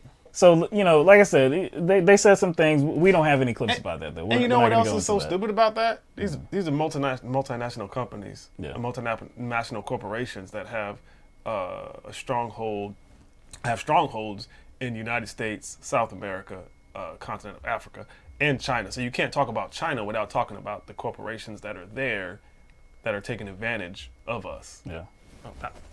All right. So candidates talked about civil rights. Buttigieg fielded the question. Of course, there's some controversy in the state of Indiana right now. A man named Eric Logan was killed by a police officer recently. And so that's where the question kind of originated from, and just asking Pete Buttigieg what I guess he has done and what he needs to do in the future about I guess civil rights and criminal justice reform. And like I said, you'll see exactly what his answer is. In the last 5 years, civil rights activists in our country have led a national debate over race and the criminal justice system. Your community of South Bend, Indiana, has recently been in uproar over an officer-involved shooting. The police force in South Bend is now 6% black in a city that is 26% black. Why has that not improved over your 2 terms as mayor? Because I couldn't get it done. My community is in anguish right now because of an officer-involved shooting. A black man, Eric Logan, killed by a white officer. And I'm not allowed to take sides until the investigation comes back. The officer said he was attacked with a knife, but he didn't have his body camera on. It's a mess, and we're hurting. And I could walk you through all of the things that we have done as a community, all of the steps that we took from bias training to de-escalation, but it didn't save the life of Eric Logan. And when I look into his mother's eyes, I have to face the fact that nothing that I say will bring him back. This is an issue that is facing our community and so many communities around the country. And until we move policing out from the shadow of systemic racism, whatever this particular incident teaches us, we will be left with the bigger problem of the fact that there's a wall of mistrust put up one racist act at a time, not just from what's happened in the past, but from what's happening around the country in the present. It threatens the well-being of every community. And I am determined to bring about a day when a white person driving a vehicle and a black person driving a vehicle, when they see a police officer approaching, feels the exact same thing, a feeling not of fear, but of safety. I am determined to bring that day about. Thank you, Mr. Mayor. If I could ask one question, just because I think... Governor, I'll give you 30 seconds. I think that the question they're asking in South Bend, I think in cities across the country, is why has it taken so long? We had a shooting when I first became mayor 10 years before Ferguson, and the community came together and we created an Office of the Independent Monitor, a Civilian Oversight Commission. We diversified the police force in 2 years. We actually did de-escalation training. I think the real question that America should be asking is why 5 years after Ferguson, every city doesn't have this level of police accountability. Governor Hickenlooper, thank you. I've got to respond to that. Look, we've taken so many steps toward police accountability that the FOP just denounced me for too much accountability. We're obviously not there yet. And I accept responsibility for that because I'm in charge. Policy, you should fire the chief. So under Indiana law, this will be investigated, and there will be accountability for the officer involved. But you're the mayor. You should fire the chief if that's the policy and someone died. All of these issues are extremely important, but there are specifics, there are symptoms, and the underlying cause has to do with deep, deep, deep realms of racial injustice, both in our criminal justice system and in our economic system. And the Democratic Party should be on the side of reparations for slavery for this very reason. I do not believe that the average American is a racist, but the average American is woefully undereducated about the history of race in the United States. Ms. Williamson, thank you very much. All right, so that was a long back and forth, and I think that was really impactful. You had 4 different people talking there, and it began with Mayor Pete Buttigieg, and talking about that incident in South Bend, like I said, with Eric Logan getting killed. He didn't come off very. I thought he was trying to come off very sincere, and I can't say that he didn't come off sincere. I'm not going to say that, but his lead-in statement, his initial statement was, I didn't get it done. And when you say, I didn't get it done, when you lead off with something like that on a subject like this, you're talking about somebody that lost their life and you didn't get it done. You are the top executive in that city and you're saying on this stage, on this platform, that I didn't get it done. No matter what else you say, I think that just has a really horrible look for you. Because that's like the headline, right? That's the headline, and man. That's all people pay attention to. So Yeah. anything you say after that is going to fade away. And I felt the same way that you did, that he was trying to come off as humble. But at the end of the day, if you say you can't get it done, and you are running for president, how you gonna make that step up? How you gonna make that step up if you couldn't get it done on a smaller scale as a mayor in South Bend, on a smaller city? It's not a small town. I wouldn't say that. But yeah, I kind of got from that the same thing. I drew from that what you did. He just needs to run for senator or something, man. The other candidates that spoke, though, now they came off extremely well because John Hickenlooper is talking about his time as a mayor and they implemented reforms and they worked, and so that really is criticizing Pete Buttigieg without actually saying, hey, you're doing a really bad job. I mean, I took care of this when I was mayor. And then Eric Swalwell. Who? Yo, I swear, that was an intense stare down right there.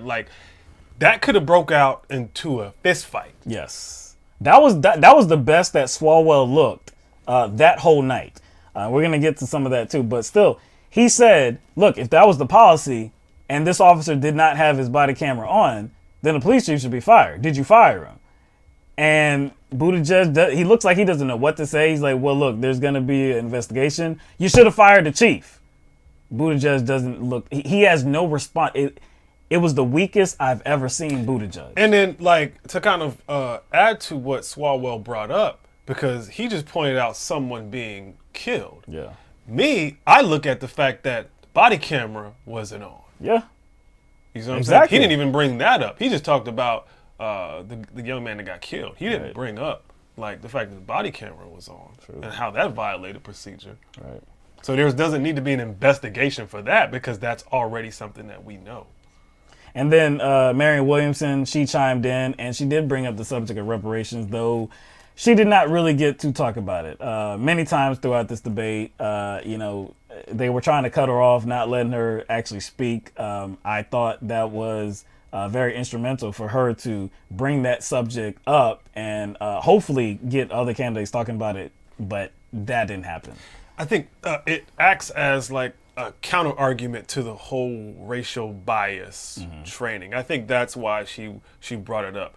Not sure if like reparations was the way to go, but she did talk about this kind of racism. Yeah. But this was the conversation to do it because it was civil rights. Historical racism that, affects how people engage in this society. Yeah. And I think it's important to bring that up because implicit bias training, it's like when people become police officers, men or women, like they usually don't become police officers until they're like what? 20, 22, 23, 24, 25. Something like that, maybe. So after they've internalized this world we live in for 21, 22, 23 years, a few weeks or a few months of implicit bias training is going to kind of cause all of those attitudes, beliefs, and ideas that they've internalized to just go away. Right. And if and positively affect how they engage with people. That's why I think the implicit bias training is good on the surface, but how effective is it in the long run? It needs to just be regular. It needs to be ongoing. It can't just be for a certain number of hours. That's your annual requirement, and you're done. Because many things happen throughout life. Many different situations happen. You can't get that type of training within a certain amount of time and then be like, I'm good. I think that's just naive.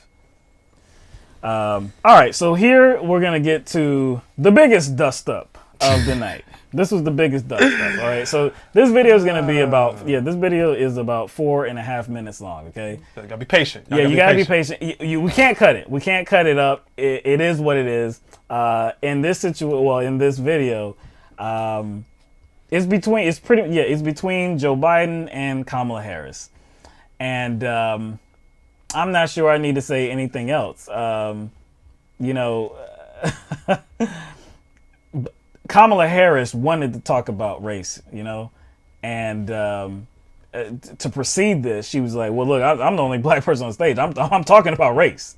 And so she got in, and really this her response was only supposed to be 30 seconds. They were only going to give her 30 seconds to talk.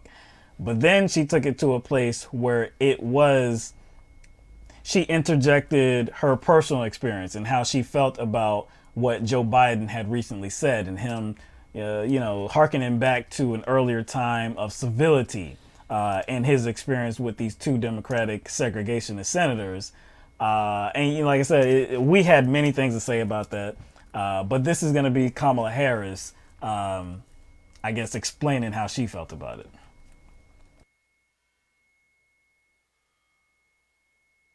On the issue of race, I couldn't agree more that this is an issue that is still not being talked about truthfully and honestly. There is not a black man I know, be he a relative, a friend, or a coworker, who has not been the subject of some form of profiling or discrimination. Growing up, my sister and I had to deal with the neighbor who told us her parents couldn't play with us because we were black. And I will say also that in this campaign, we have also heard, and I'm going to now direct this at Vice President Biden, I do not believe you are a racist. And I agree with you when you commit yourself to the importance of finding common ground. But I also believe, and it's personal, and I was actually it was hurtful to hear you talk about the reputations of two United States senators who built their reputations and career on the segregation of race in this country. And it was not only that, but you also worked with them to oppose busing. And, you know, there was a little girl in California who was part of the second class to integrate her public schools. And she was bused to school every day. And that little girl was me. So I will tell you that on this subject, it cannot be an intellectual debate among Democrats. We have to take it seriously. We have to act swiftly.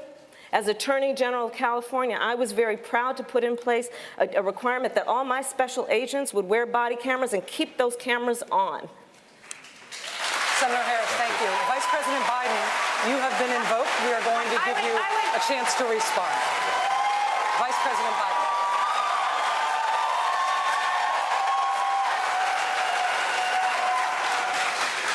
It's a mischaracterization of my position across the board. I did not praise racist. That is not true, number one. Number two, if we want to have this campaign litigated on who supports civil rights and whether I did or not, I'm happy to do that. I was a public defender. I didn't become a prosecutor. I came out and I left a good law firm to become a public defender when in fact my city was in flames because of the assassination of Dr. King.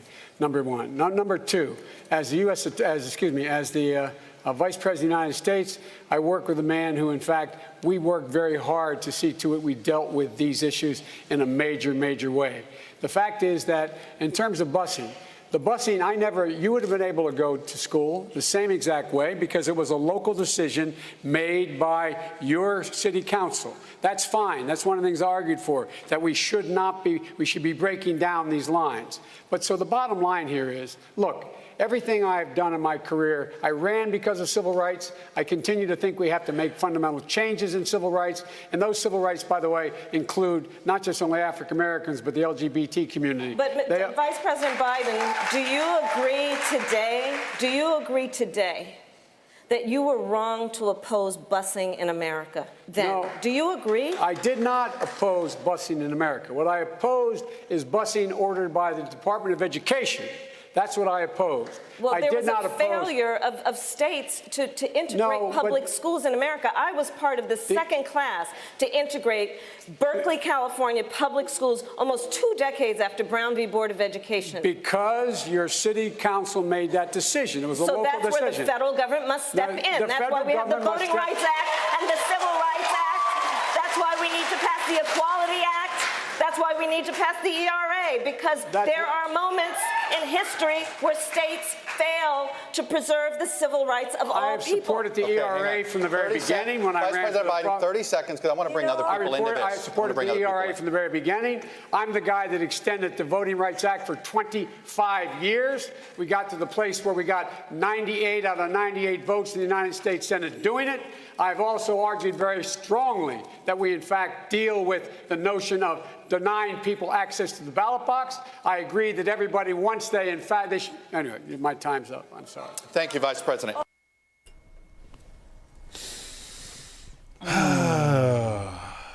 So that was a long clip, all right? That was a long clip, and of course that became the highlight of the night. Definitely was the longest applause of the night for Senator Kamala Harris.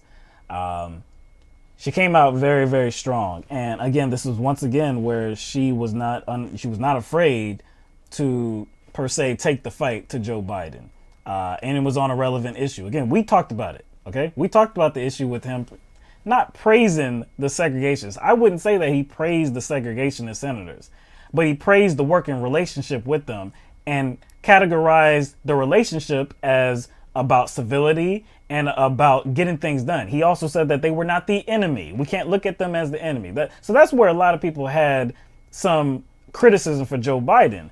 And Kamala Harris took this opportunity to go right at him and include another situation in the past where Joe Biden did not agree with busing. So it wasn't a situation where he was being cordial to his colleagues. He was capitulating to those colleagues. Yep. And I guess the larger narrative, I guess that surrounds all this, is not whether Biden is a racist or not. We have to look at kind of how this situation and how this conversation started. And that is Biden kind of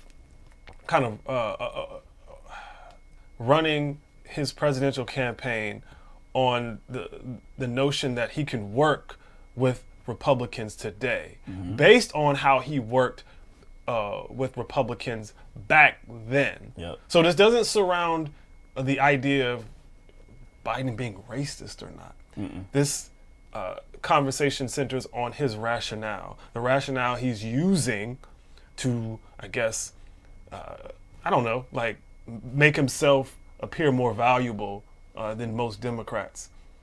You see what I'm saying? Yeah. Because that's what it's about. I think, like, I wish the conversation would have been gotten back to that core narrative. Right. Because Biden is the one who started this. Yeah. Biden is the one who started this. And that's what Kamala Harris was using. Being civil, to being shape this nice, argument, yeah. being cordial to Republicans to get things done. We were trying to figure out, hey, is that a rational take to have in this current day? Biden's response to the criticism people gave him was to go back in time and say, look. Right, that was his decision. That was his decision. That was Biden's decision to go back in time. Right. So he opened this all up to prove himself. To prove his case as to why he'd be a strong candidate today. I wish it would have gotten back to that instead of just staying on, well, were you wrong or right back then?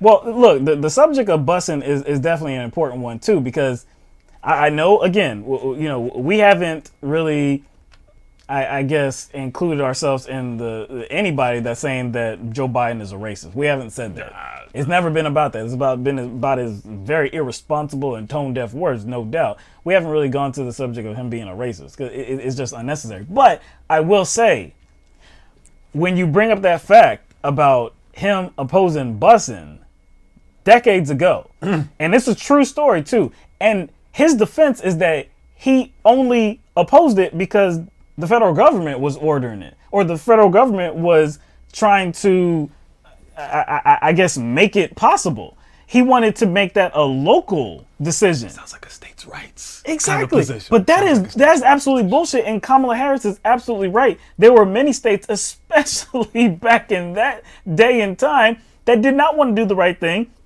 It was not trying to preserve everybody's civil rights. No, certain people's civil rights they were okay with. Other people, no. So the federal government definitely had to step in many situations to make sure that everybody had the same rights. Why would Joe Biden oppose that? You see, so again, I'm not saying that he's a racist, but shit, that's a real racist kind of, it looks racist. I can say that, right? It kind of like, he's trying to gloss over how much he compromised with those he didn't want to call the enemy. Yeah. You see what I'm saying? So it's not just about him being cordial and nice. It's about the likelihood that he would compromise with those people. On something like that. And that was an instance where he did compromise. And that's what tends to happen when you praise segregationists or individuals who have abhorrent ideas and beliefs. And he tends to do that across the board. He did that with Dick Cheney, right? He sure did. Why is a war criminal a nice guy? And so he does did it show up in for the every Republican instance. in Michigan too, didn't he? And you mentioned that earlier in the show. He Yes. showed up for a Republican in Michigan. That was praise. He was giving praise to He a helped Republican him who win. denies climate change. Yep. Who denies? Well, he was against the Obamacare. Yes. The ACA. Every single time. He's against abortion access. Abortion for women. access. So he was giving that person praise. So Yes. I think the conversation, he's trying to control the conversation because he knows where it'll go. This is a bad look. There's a really, really bad look for Joe Biden. He took this one right on the chin. It was a direct shot at Joe Biden. And again, Kamala Harris, in this debate, she had what it took to actually take that fight to him. And you really would have thought it would have came from somebody like Bernie Sanders. And there were other instances where Bernie Sanders could have stepped up. And of course he's looked at as the most progressive on that stage and in the whole race. So when you have somebody like, Joe Biden that's on the stage right next to you as well, and you know the narrative that he's the front runner, and there are many different areas where you can attack or challenge him on. It just seemed like too many times he failed to do so. But I think maybe Bernie is in this position where he knows he's considered the most divisive as well. Especially towards the Democratic Party and splitting up the party. So maybe he's a bit more apprehensive with going after Biden, to whereas Kamala, who is a woman, who can probably more freely attack Biden. You see what I'm saying? But we did see this in Kamala 2016 too, because he failed to do that with Hillary Clinton. And even though he didn't do it, he was still seen as someone who was attacking her in an unfair way, even though he didn't. So I still think go for the gusto, man. I don't think Bernie's that type of candidate, No, he's which not. is not a good thing. Right. I just think that if he did attack Biden, I guarantee you they would have spun it. Kamala being a woman, and Kamala having a lot of support. Right. Maybe she felt that she had that opportunity to do that. And she took that opportunity multiple times during this debate. Now, one thing I'm surprised she didn't bring up was the crime bill. Yeah. I'm surprised she didn't bring up that. Not the bill in itself, right. but Biden's perspective on the bill. Right. And so it's not even about the bill, because Biden, in the signing of that bill, he talked about he didn't even care about the root causes. No. He just wanted to sweep the streets of the monsters. That's true. You know what I'm saying? Yeah. So that gives it. But again, there's only limited time. She can only go to one particular, and that took 4.5 minutes. What stood out to you when Biden was trying to explain himself at the very end? At the very, very end, what stood out to you? Oh yeah. He just stopped. He muted himself. Who does that? Who does that? I've never seen during a presidential debate where there's a time limit on a response. I've never seen. You just finish your point. You finish your point. Yeah. He just muted himself. Is my time up? Is my time up? Do I have to put my foot in my mouth anymore? That was amazing. That was that was the second time he did it twice. He did it twice. Where he muted himself. He was like, oh, my time's up. Oh, thank God. I don't want to embarrass myself anymore. Look, the whole exchange was embarrassing, and then it ended with even more embarrassment. I've never seen anybody do that. The whole thing was a really horrible look for Joe Biden, man. Again, this was him taking it right on the chin, and he did not come out well. Then we have that concern, though, before the debate started. Yeah. Because we talked about how he limited his appearances before this debate. After he announced, he had very limited appearances. All right, so we still got a few more. So let's get to this. Let me see. Okay, yeah. So on Wednesday night's debate, when we talked about this yesterday, we talked about there being a horrible question asked of Tulsi Gabbard. And it was horrible because no other question like the one that she was presented was given to anybody else. And that was the question of how can voters expect to trust you given your past on LGBT issues and this and that. And we said, look, it's an issue, it's relevant to discuss, but on that stage, when you're not challenging anybody else's trust, when there's multiple opportunities to do so, why are you doing that at Tulsi Gabbard, right? So that was bullshit. And this debate, I think this was bullshit as well. So you'll hear the question and you'll hear Bernie respond to it. All of these things have Senator Sanders, I want to go to you on this. You said on the day you launched your campaign that voters should focus on what people stand for, not a candidate's race or age or sexual orientation. Many Democrats are very excited by the diversity of this field on this stage and on last night's stage, and the perspective that diversity brings to this contest and to these issues. Are you telling Democratic voters that diversity shouldn't matter when they make this decision? No, absolutely not. Unlike the Republican Party, we encourage diversity. We believe in diversity. That's what America is about. But in addition to diversity, in terms of having more women, more people from the LGBT community, we also have to do something else. And that is, we have to ask ourselves a simple question. And that, how come today the worker in the middle of our economy is making no more money than he or she made 45 years ago, and that in the last 30 years, the top 1% has seen a $21 trillion increase in their wealth?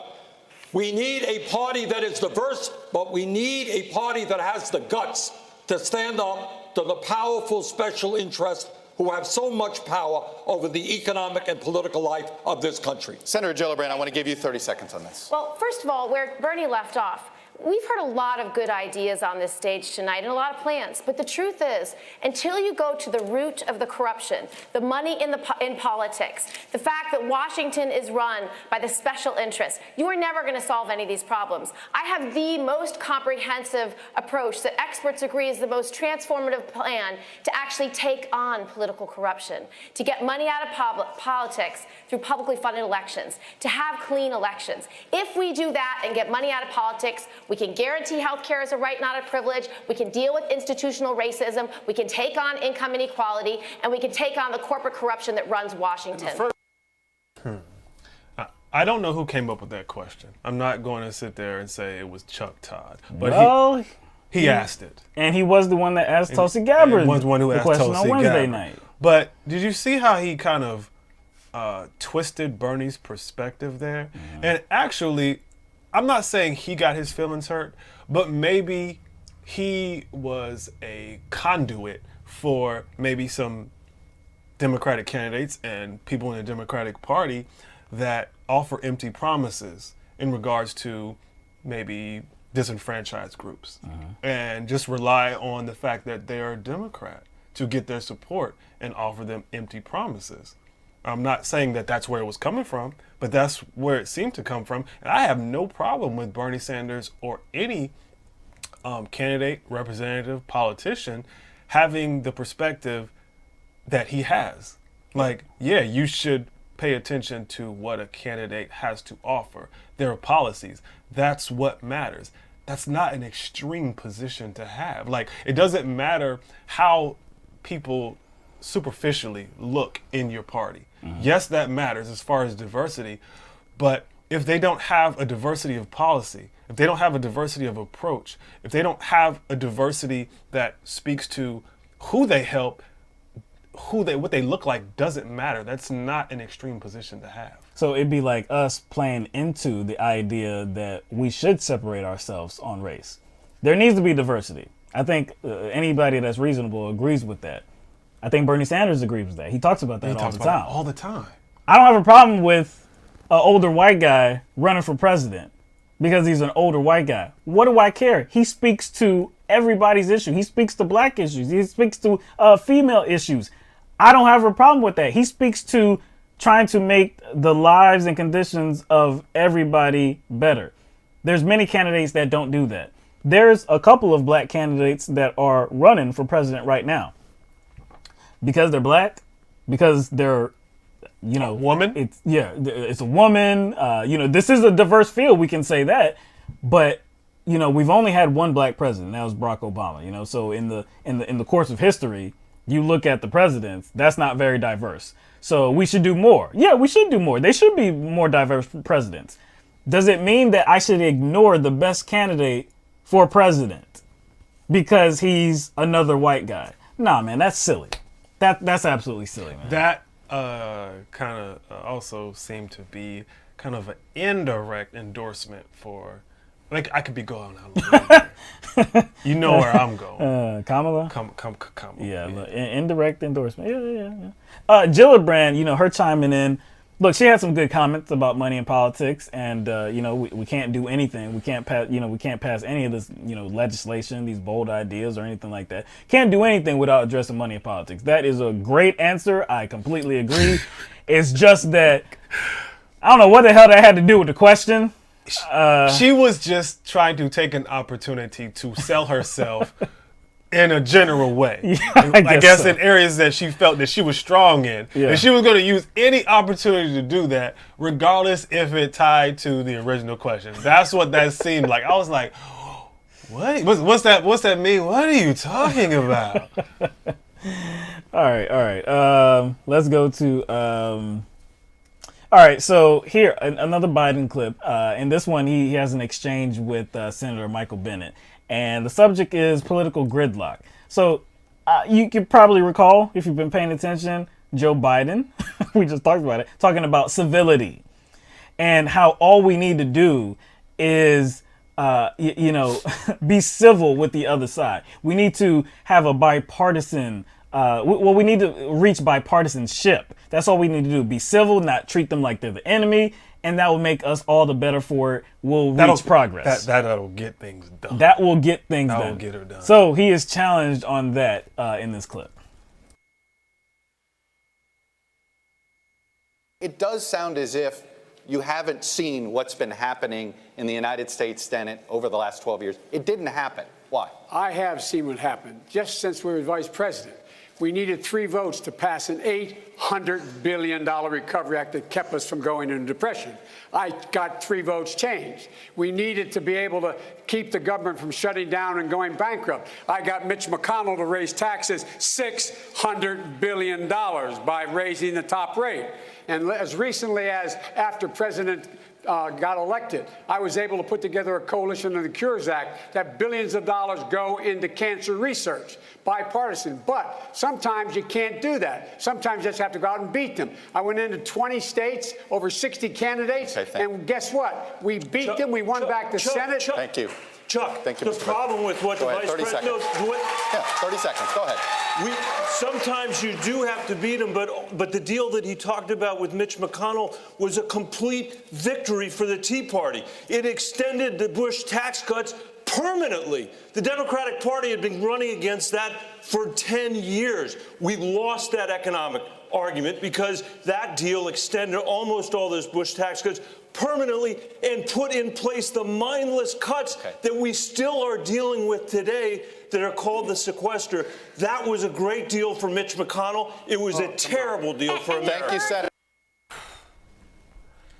Yo, people are having their best moments at the expense of Biden. A field day. Biden is like one of those like tether balls. Biden is getting treated like a tether ball, man, right now. Bennett was absolutely right. If you were paying attention back in the day during Obama's, I believe that was his first term. I remember a big topic of conversation was the Bush tax cuts. That was a really big topic of conversation. The Democratic Party was always against the Bush tax cuts. I remember when Bush passed the Bush tax cut, I was against them. But there was one thing about them, they weren't permanent. When Obama became the president, and then several years later, I don't remember the exact year that it became permanent, but under his administration, Obama's, and I guess Biden's too, because Biden was instrumental. He got things done. I didn't realize vice presidents were so integral in so many processes. But he got things done. So he must be responsible for the Bush tax cuts becoming permanent as well. Bush couldn't even get that done, but Obama and Biden, obviously they did. And he's celebrating that. He's celebrating the bipartisanship that was reached under his tutelage. Where was Biden when under Obama they lost almost 900 state legislative seats? Right. And 13 governorships under Obama? Where was he? Mm-hmm. He's talking about he went into states and did this, that, and that. Apparently it wasn't effective. Apparently. They lost over 900 seats legislatively. And if Bennett can make you look bad, and that's another instance where he's talking about Biden making a compromise that actually hurt American people. Yep. And so what Biden is doing is trying to reshape the conversation around civility and not compromise. He's trying to keep it on civility and being cordial, when it's actually just making compromises that hurt the American people. He's just trying to change the narrative to make it sound better, to make him sound like less of a centrist and more of like somebody who can get things done. When actually, you know, as Bennett pointed out, like, hey, you actually compromised with these people. You weren't just nice to them, you compromised with them. And guess what ended up happening? You hurt the American people. And this is something that we've talked about many, many, many times over the years, how the Democratic Party, politicians, they always seem to capitulate to Republicans. Republicans will maintain their position. They are hard right. They keep going right as well. They don't come back to the center whatsoever. It's the Democrats that are, if they're on the left, they come right to the center. And nowadays, it seems like, no, they don't stay in the center. They go even a little bit rightwards of center just to come to some agreement with the Republican Party. It's bullshit. It needs to stop. In some cases, we have seen that on the border, you know, on the border wall, when the government was shut down, we agree with the Democratic Party. They stood strong. They stood fast. They didn't agree. Well, they didn't relent their position. It was a good move. It was a great move. We all agree with that, right? But we see that in the Obama administration, and now that Joe is saying that I did so many things. He did so many things. He was instrumental in so many processes. Well, then we have to put everything that Obama did, everything that we threw on Obama. Obama, man, he got the Bush tax cut permanentized, right? Well, that was on Biden too, I guess. I'm really surprised with is how the moderators kind of asked this question, because it's almost an extension of the situation of the dust-up between Kamala and him.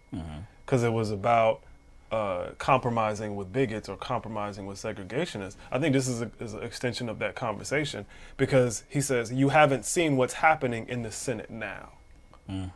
What does that speak to? Like, can you work with these people in this current day based on this narrative you've created for yourself? That you can work with these people. You can work with people who, you know, Democrats and a lot of voters consider the enemy. And so I think Michael Bennett pointed out the flaw in that, and not just the flaw in that perspective, what it actually means for Biden's actual capitulation. Because that's what he did. He capitulated. He didn't just... No. Yeah, he went to the right just to have an agreement with the Republicans. And Sharon, yes, I did make up a word, permanentized. Yep, sure did. Yep. I know. I was like, hope nobody catch that. Yeah, I caught it, and I was like, I ain't gonna correct him, but I was like, I knew it as soon as I did it. I was like, yeah, I made up a word. That's an LTMB word. Yeah, LTMB dictionary word. That's right. One. That's right. I sure did. Yeah, live on air, no doubt. But yeah, man, he hasn't been in the Senate. We understand that for a while. He has been in an administration, though. He's been involved in government, and he understands what the Republican Party has been like for many, many years. He saw firsthand what Mitch McConnell has done and how he plays that obstructionist role. He has seen this firsthand, up close and personal. Isn't he the president? Wasn't he the president of the Senate? The vice president is the president of the Senate, isn't it? You're telling me you don't understand what's going on? I'm just gonna act like I did. We're gonna act like I didn't hear that, because I don't want to fill this show with any more commentary concerning Joe Biden, because we could talk all day. Right. We got so much to talk about. Because Biden, let's go. We'll go. We got 5 more clips of like real meat to talk about. So let's get. Moose Gal asks who's the winner. We're gonna get to that after. You know we're gonna get to that. We're gonna get to that after winners and losers. Okay. All right. So I believe the next clip we have to talk about. They did talk about Roe v. Wade a little bit. Bernie Sanders' answer wasn't great there, because really the question was about what would he do if we already reached that point where the Supreme Court has overturned Roe v. Wade. And Bernie Sanders had an answer about, what we got to do, what we have to do to preserve Roe v. Wade, this and that. It wasn't great. One thing that he said that I had never heard before, actually, but he had said it before. I had to go back and look, but he had said it before. I'd never heard it. But what he said was that he doesn't think there's anything in the Constitution that bars us from rotating justices. So he said that those Supreme Court justices could be rotated to other courts, I guess like district court, circuit court, stuff like that. I had never heard anything like that before. I never heard no proposal like that. I've seen people, you know, of course, on the internet, kind of questioning it, thinking like, I've never heard that. I don't know what that is. His campaign said that, yeah, it would. I didn't like the comment. I don't know who it was in his campaign, but they said something to the effect of it would simply take an act of Congress. Simply take an act of Congress? Simply take an act of Congress, because we know that's simple. And like when you're talking about rotating judges, that just doesn't happen without a process change. If that's supposed to be an effective strategy to keep right-wing conservatives from effectively overturning Roe v. Wade, which is what we've seen over the past year. Actually, not just this past year. It's just become more of a focus.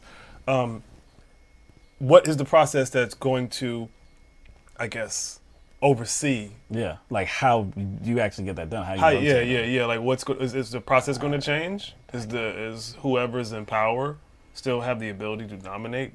I guess all of that would remain the same. It's just about rotating them. Every 6 months, a year. I've never heard that proposal before. I don't know that I would be against it. It's just that I don't know how probable, likely that is. I don't know, man. Here's the thing: like when something is unconstitutional, if our leaders or their representatives from any state that try to push something that undermines the Constitution, there should be penalties. Yeah, that's the way. Even if you have a lifetime position. Even if you have a lifetime position. Yeah. And so, if we're talking about kind of effective deterrents, right, or effective ways that we can, I guess, ensure that abortion access remains solvent, then there has to be something in place that will either prevent or deter representatives from these states from even pushing for laws that undermine Roe v. Wade, effectively making it like ineffective. Yeah. Like, again, there has to be some sort of deterrent. Some people have talked about I believe Elizabeth Warren in the first debate on Wednesday night, she talked about there should be something done by Congress that I guess solidifies what Roe v. Wade held, and that is the right to abortion.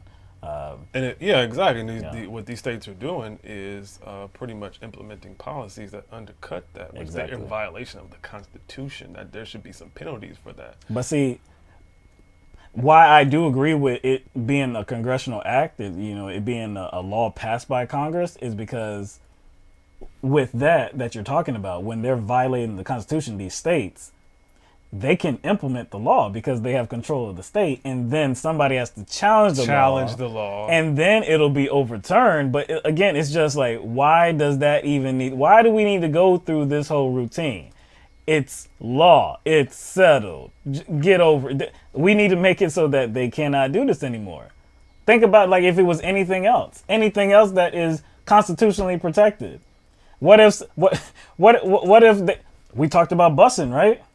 We talked about segregation, right? Mm-hmm. Would a state pass a law stating that, you know what, in Alabama, black kids and white kids can't go to school together? Yeah, because you can go to jail for violating someone's constitutional rights. Exactly. Ask what's the dude in Arizona, Joe Arpaio. Right. He did get pardoned, and he didn't realize he had to admit guilt. But he was convicted. I don't know. He was. It was because of contempt. Because of contempt. Yeah. But yeah, they finally held him accountable for violating people's constitutional rights. Right. Now, Joe Arpaio felt that, I guess he was more bold to do that, but you don't see governors or mayors or any representatives just doing that across the country because they know that they don't have a president that will pardon them. Right. So, all right. So let's get to the next clip. The next clip is about climate change. Bernie Sanders here is responding to that. Senator Sanders, I want to give you 30 seconds to follow up, and I'm going to hold you to 30. Look, the old ways are no longer relevant. The scientists tell us we have 12 years before there is irreparable damage to this planet. This is a global issue. What the President of the United States should do is not deny the reality of climate change, but tell the rest of the world that instead of spending $1.5 trillion on weapons of destruction, let us get together for the common enemy, and that is to transform the world's energy system away from fossil fuel to energy efficiency and sustainable energy. The future of the planet rests on us doing that. All right, so that was a short response from him, about 30 seconds. The climate change was broached. There were candidates that talked about it. Kamala Harris, she had a pretty strong answer. Marianne Williamson, she had a similarly strong answer as well. Bernie Sanders' answer was very strong too. I don't really have anything to add to it. There was one individual that did not have a strong answer, and that was Hickenlooper. And I guess, of course, he kind of tries to play the progressive and the centrist lane, but he talked about the promise of a government job. That was the moment where he talked about, I guess he was trying to criticize Bernie Sanders and, his bold approach and this and that, maybe the Green New Deal, and he's talking about how somebody has proposed everyone getting a government job. It's a huge straw man. A big ass straw man. Nobody. A giant straw man. Nobody's proposed such a thing. A Michelin man size straw man. All right, so here we're gonna get to, this clip is about 2 minutes long.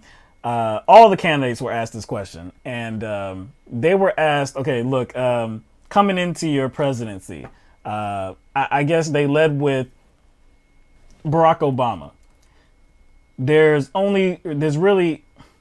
I guess it seems there's only one thing you can really get done that's like your signature thing in, I guess, a 4-year term period, right? So with Obama, it was healthcare. He really didn't get anything done on climate change. So the question was asked of them, what would be the first issue? Like, what would be your priority issue that you want to address when you get in the White House? Not the first day, not the first 100 days, but what's the issue that you really want to address in your new presidency? And so here's how all the candidates responded. For Parkland, for Orlando, for every community affected by gun violence, ending gun violence. Senator Bennett. Climate change and the lack of economic mobility Bernie talks about. Senator Gillibrand. Passing a family bill of rights that includes a national paid leave plan, universal pre-K, affordable daycare, and making sure that women and families can thrive in the workplace no matter who they are. Oh, I like that. That was pretty good. Senator Harris. Then. So passing a middle class and working families tax cut, That's one. DACA, guns. Okay. I'm giving you credit for the first thing you said, the tax cut. I got you. Senator Sanders, first thing. The premise that there's only one or two issues out there. I'm not saying there isn't one or two. Enormous crises. Senator Sanders. We need a political revolution. People have got to stand up and take on the special interest. We can transform this country. Fine. Vice President Biden, your first issue, Mr. Vice President. I think you're so underestimating what Barack Obama did. He's the first man to bring together the entire world, 196 nations, to commit to deal with climate change immediately. So I don't buy that. But the first thing I would do is make sure that we defeat Donald Trump. Okay. Period. Mayor Buttigieg, your first priority, your first issue as president that you are going to block and tackle. We've got to fix our democracy before it's too late. Get that right. Climate, immigration, taxes, and every other issue gets better. Mr. Yang. I would pass a $1,000 freedom dividend for every American adult starting at age 18, which would speed us up on climate change, because if you get the boot off of people's throats, they'll focus on climate change much more clearly. Governor Hickenlooper? I would do a collaborative approach to climate change, and I would pronounce it well before the election to make sure we don't re-elect the worst president in American history. And Ms. Williamson with the last word. My first call is to Prime Minister of New Zealand, who said that her goal is to make New Zealand the place where it's the best place in the world for a child to grow up. And I will tell her girlfriend, you are so on, because the United States of America is going to be the best place in the world for a child to grow up. Ms. Williamson, thank you. You guys were close with. I was hoping he would get it together before this clip ended. I was hoping he'd get it together, but it didn't happen. I just concentrated on making sure my notes from last night matched up. But almost every single answer was disappointing. Even Bernie Sanders' answer.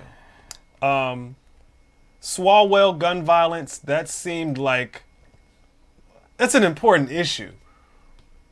It is. I'm not saying it's not. But it's his issue, though. It's his issue. It's his issue. I don't, whatever. That's what he's running on. His I don't blame issue. him for that. Yeah. But I do think if you're going to answer that question, you can't just be about your pet issue. Now, if your pet issue is something like economic inequality, that's when you lead with that. But I was like, it's not a bad answer.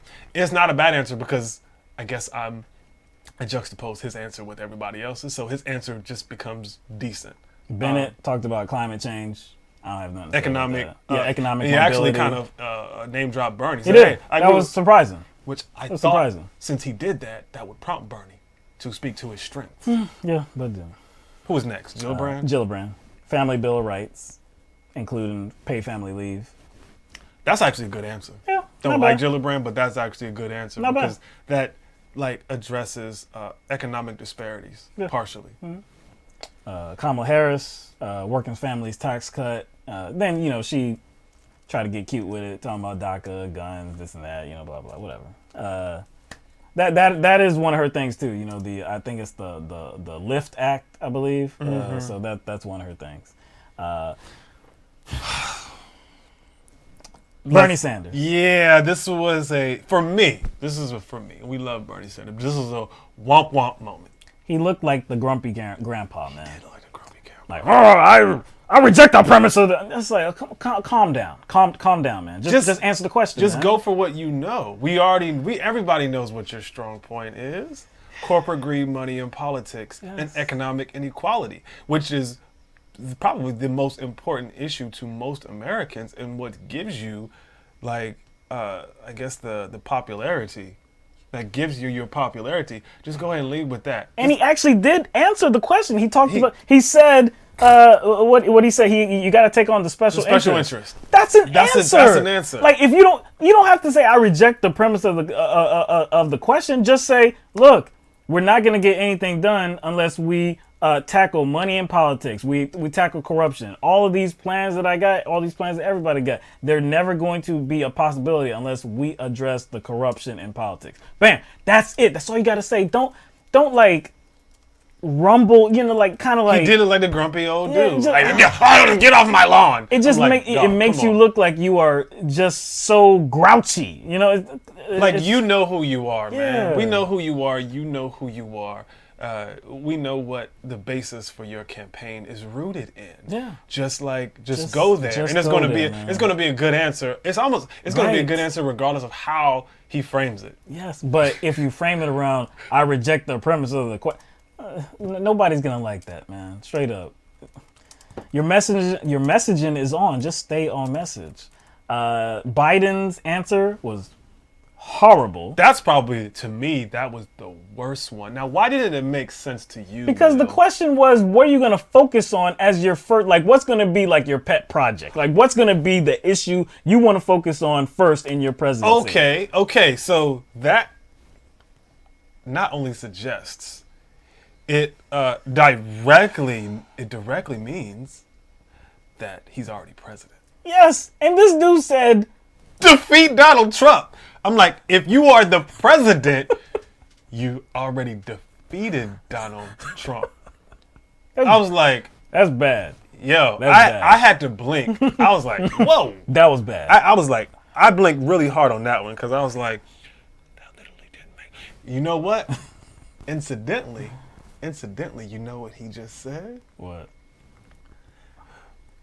He said he knows he's going to have to work with individuals that actually have similar beliefs, ideas, and a platform that Donald Trump is pushing right now. Incidentally, he said that. I don't think he meant to say that. No. Because if you're still worried about Donald Trump after you won and Donald Trump is not president, what are you saying? That means that Donald Trump is not the issue. He's saying Donald Trump is not the issue. But he didn't say that. You inferred that. He didn't say that, though. I'm just going to say he did say that. I don't care what he said. That's what he inferred. Buttigieg said, fix our democracy. Without doing that, we can't.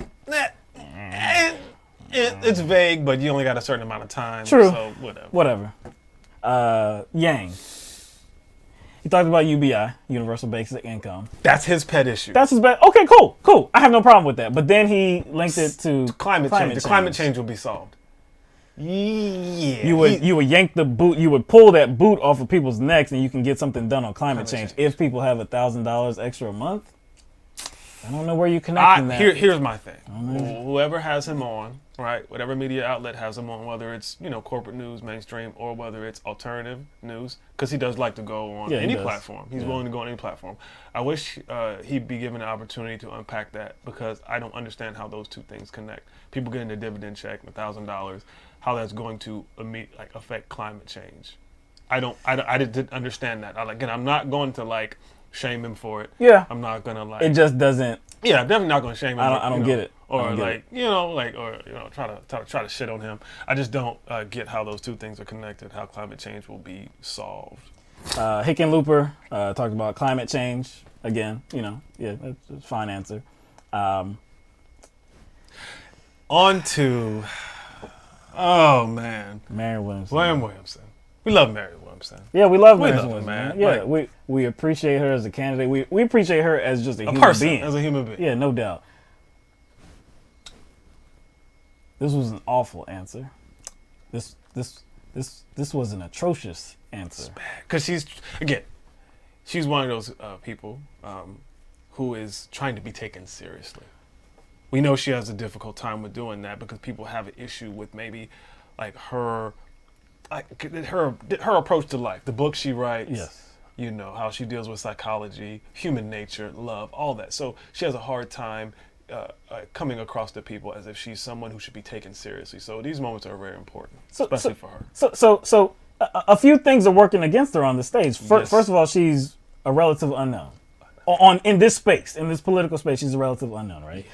She's down in the polls, of course, because she's a relative unknown. You said that people are trying to take her seriously, or she wants people to take her seriously, given her background, right? Mm-hmm. The things that she talks about. And then you say the first thing, your first issue, the first thing that you would be addressing, you would be calling New Zealand and telling them that no, there is not the best place for a child to be raised. It's going to be the United States. That's monumentally bad. That's I don't know if I can really put into words how bad that is. I would say that was probably the worst answer. Well, actually, the second worst. Yeah, her or Biden. Hers was the second worst answer. And no, we're talking about a moment here. So Yeah. this is not necessarily our comprehensive view of how she did throughout True. the whole debate. It's just that it's hard. answer. It's hard not to kind of focus on that moment. Ooh, you missed a big chance here. That's one of those what was that? I'm telling you right now. Our live. This is one of the reasons why I think we can't do live broadcasts. Oh gosh, live? Because those are y'all would we would have been real reactions. Yeah, man. our real reaction was just tossing things around and just getting up and just shaking our heads. I don't know if that's made for TV. That's not. I don't know if that's made for TV. We're too animated to be professional. Mm-hmm. We just can't do it. I think like you said, I think Biden's answer was worse because it doesn't make it's completely. It dealt with before you were elected, so that's worse, no doubt. It just feels like Marianne's is worse because we know she has a lot to offer, and for her to give such a horrible answer is just you're squandering opportunities. Because we know she has the ability to talk about a myriad of issues. I'm talking about and kind of talk about them and kind of trying. Well, all those issues she talks about, they converge into one huge talking point. She's very good at that. Right. But so not here. Not here. All right. So subject of guns came up. Swalwell talked about an assault rifle buyback program and taking those guns from the people that have them. I mean, I get that would be mandated. It wouldn't just be to ban the sale of assault weapons. It would be to get all assault weapons off of the streets, off, out of all these homes as well. So that's his idea. Bernie Sanders was given a question by Rachel Maddow, in which she quoted him, and you'll see. You'll see.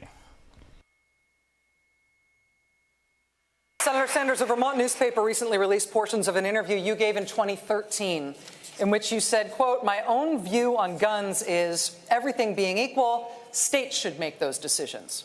No. Has your thinking changed since then? Do you now think there's a federal role to play? That's a mischaracterization of my thinking. It's a Look, quote of we you. have a gun crisis right now. 40,000 people a year are getting killed.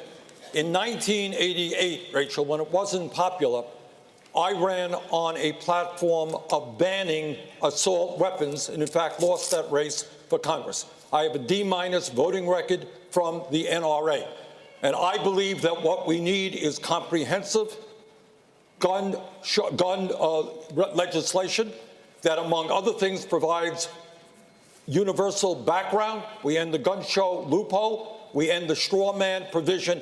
And I believed in 1988, and I believe today. Why would you that leave assault weapons are weapons from the military, and that they should not be on the streets of America. Your plan leaves them on the streets. You leave 15 million on the streets. We banned the sale and distribution, and that's what I believe for many years. Will you buy them back? If people want to buy, if the government wants to do that, and people want you're to going to be the government, yes. will you buy them back? Yes. Senator Harris. It's another situation where I don't think he answered that very well. No, I don't think he answered it well either. This was a problem area for him in 2016 as well, Right. on the subject of guns, and him trying to or him having to, I guess, deal with his home state in Vermont and how that's rural life. A lot of people have guns, no doubt, and trying to develop his mindset about like national policy as well. He was given a quote. Again, he was given a quote of himself talking about it being a state's issue. So for him to say you're mischaracterizing my words, or he said you're mischaracterizing like my mindset, I think. No, that was your quote. So to start with that, that's what produced the laughter, because Rachel Maddow said, no, this is your quote, man. It's not me mischaracterizing anything. This was your quote. You need to answer for this quote. Do you still feel the same way, or is it different? And it was a little clumsy, and then that allowed Eric Swalwell to jump in and actually challenge him on the subject of the buyback program. Because if you do advocate for banning assault rifles from being sold, you're still going to have so many thousands, millions of them still in the hands of people. So if they're dangerous, they're dangerous. They shouldn't be here. And so he kind of said that, and this was a little bit clumsy too. He said that if the government, wants to, I guess introduce a buyback program, then But it's like, Swalwell rightly responded. That's his pet issue. Yeah, but Swalwell rightly responded saying that no, you would be in the government, man. I mean, you would be the president. Are you for that? Do you want to implement this gun buyback program? And he kind of was like, yeah. It didn't come off strong. It's one of those things where he has to own it. Yes, he does. And then you can own it with conviction, and you can own it and still come out on top if you just mention that. Yes, along with some federal gun policy changes, there should be some focus on how specific state rules, specific state policies that might want to be considered. And that's where I was coming from. You could easily save that, because that's where he was coming from, because he understands what state he is in. Right. But as president and as someone who would be overseeing federal policy implementation, I think it's not impossible for him to take any state's a particular situation in mind. I believe that as well. I do believe that there can be a specific federal policy that can be effective to deal with gun issues, but I do think that in certain instances we have to be very particular and very precise, especially in particular states. Not to say they get special rules, but to deal with special situations. Actually, no different than how other federal laws implemented. So he could have got out of that if he just owned it. Yeah, like I said, it came off as clumsy. It could have been a better response. But like I said, that is an issue that in 2016 it kind of hampered him. Now there were some unfair criticisms when it came to guns, back then. We talked about those. Hillary Clinton was very, very disingenuous and unfair. Oh, yes. Didn't he say she mentioned something like all the guns that are, I guess, used in murders like in New York, Baltimore, New York, come from Vermont? Bullshit. Complete and utter bullshit. So stuff like that. Yeah, we're gonna have an opinion ready, locked, and loaded because we know the information. But again, all he needs to do is just speak with more conviction. Just state your point. Don't run away from them. Don't kind of be like, yeah, we can do it. Yeah. Don't distance yourself from it. He was kind of just trying to get out of that situation. Yeah. Like he said, I think it was almost like he was more spooked than he should have been. Right. He was more spooked than he should have been. Right. All right. All right. So I think. Okay. So we're still going to be on the subject of guns. Senator Harris, she had a pretty strong answer. So did Mayor Pete Buttigieg.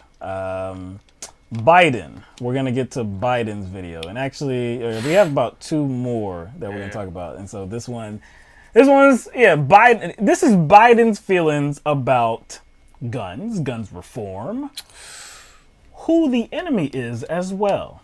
Pay attention. Take a deep breath before this clip so we can be completely ready. Yes.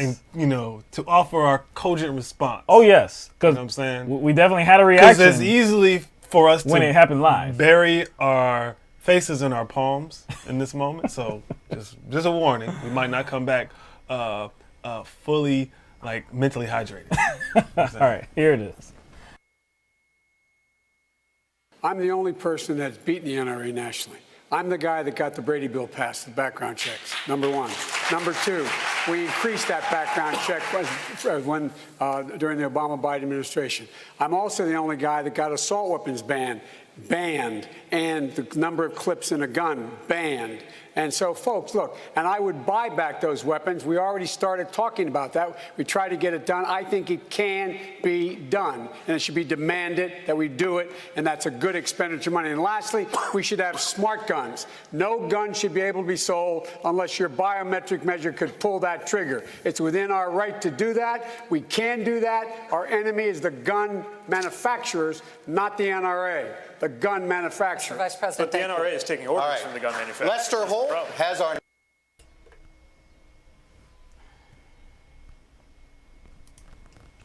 Look, there were some responses that I thought were okay. He talked about smart guns, biometric guns. Not a problem with that. Not a problem. One thing that we have noticed here in this response, that we have noticed in other responses as well, is he seems to be pointing his finger right at himself. I did this. What does that remind you of? I thought it was. I was trying to all throughout this debate, I was trying to figure out gosh, that's from a movie. Yeah.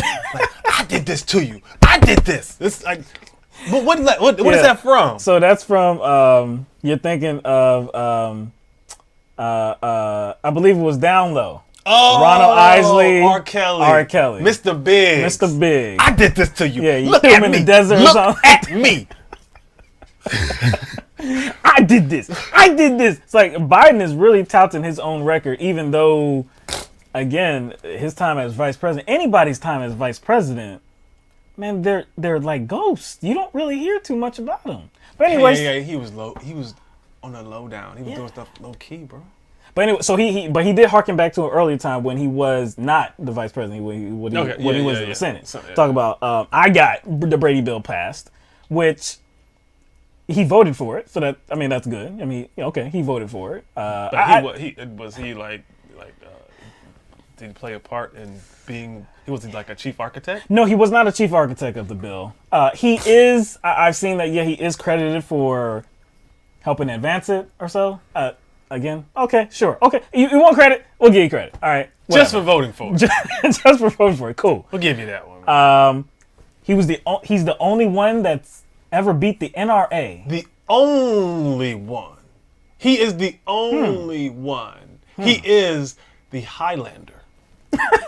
He is the Highlander. Yes, right he's the only one. Okay, all right. Also, he advocated for a buyback program. The last statement.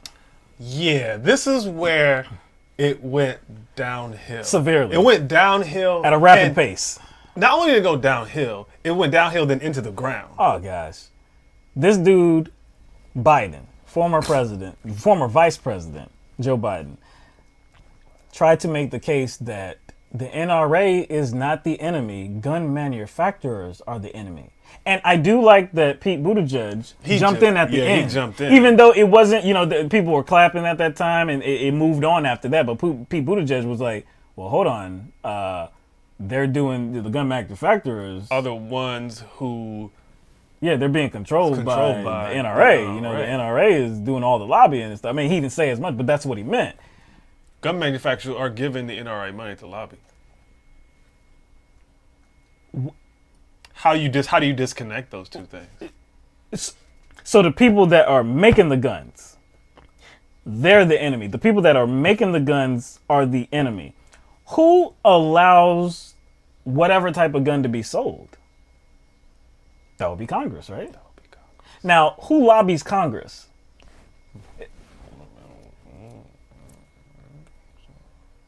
Who do many people, including us, always say Congress is bought off by? Special interests. And what's a special interest group related to this? Related to this issue right here. There's one that's like, it's massive. It's very powerful as well. You got, how much time I got? Man, we're on the clock. Man. Ah, damn. Yes, we've been going for a minute, man. The NRA?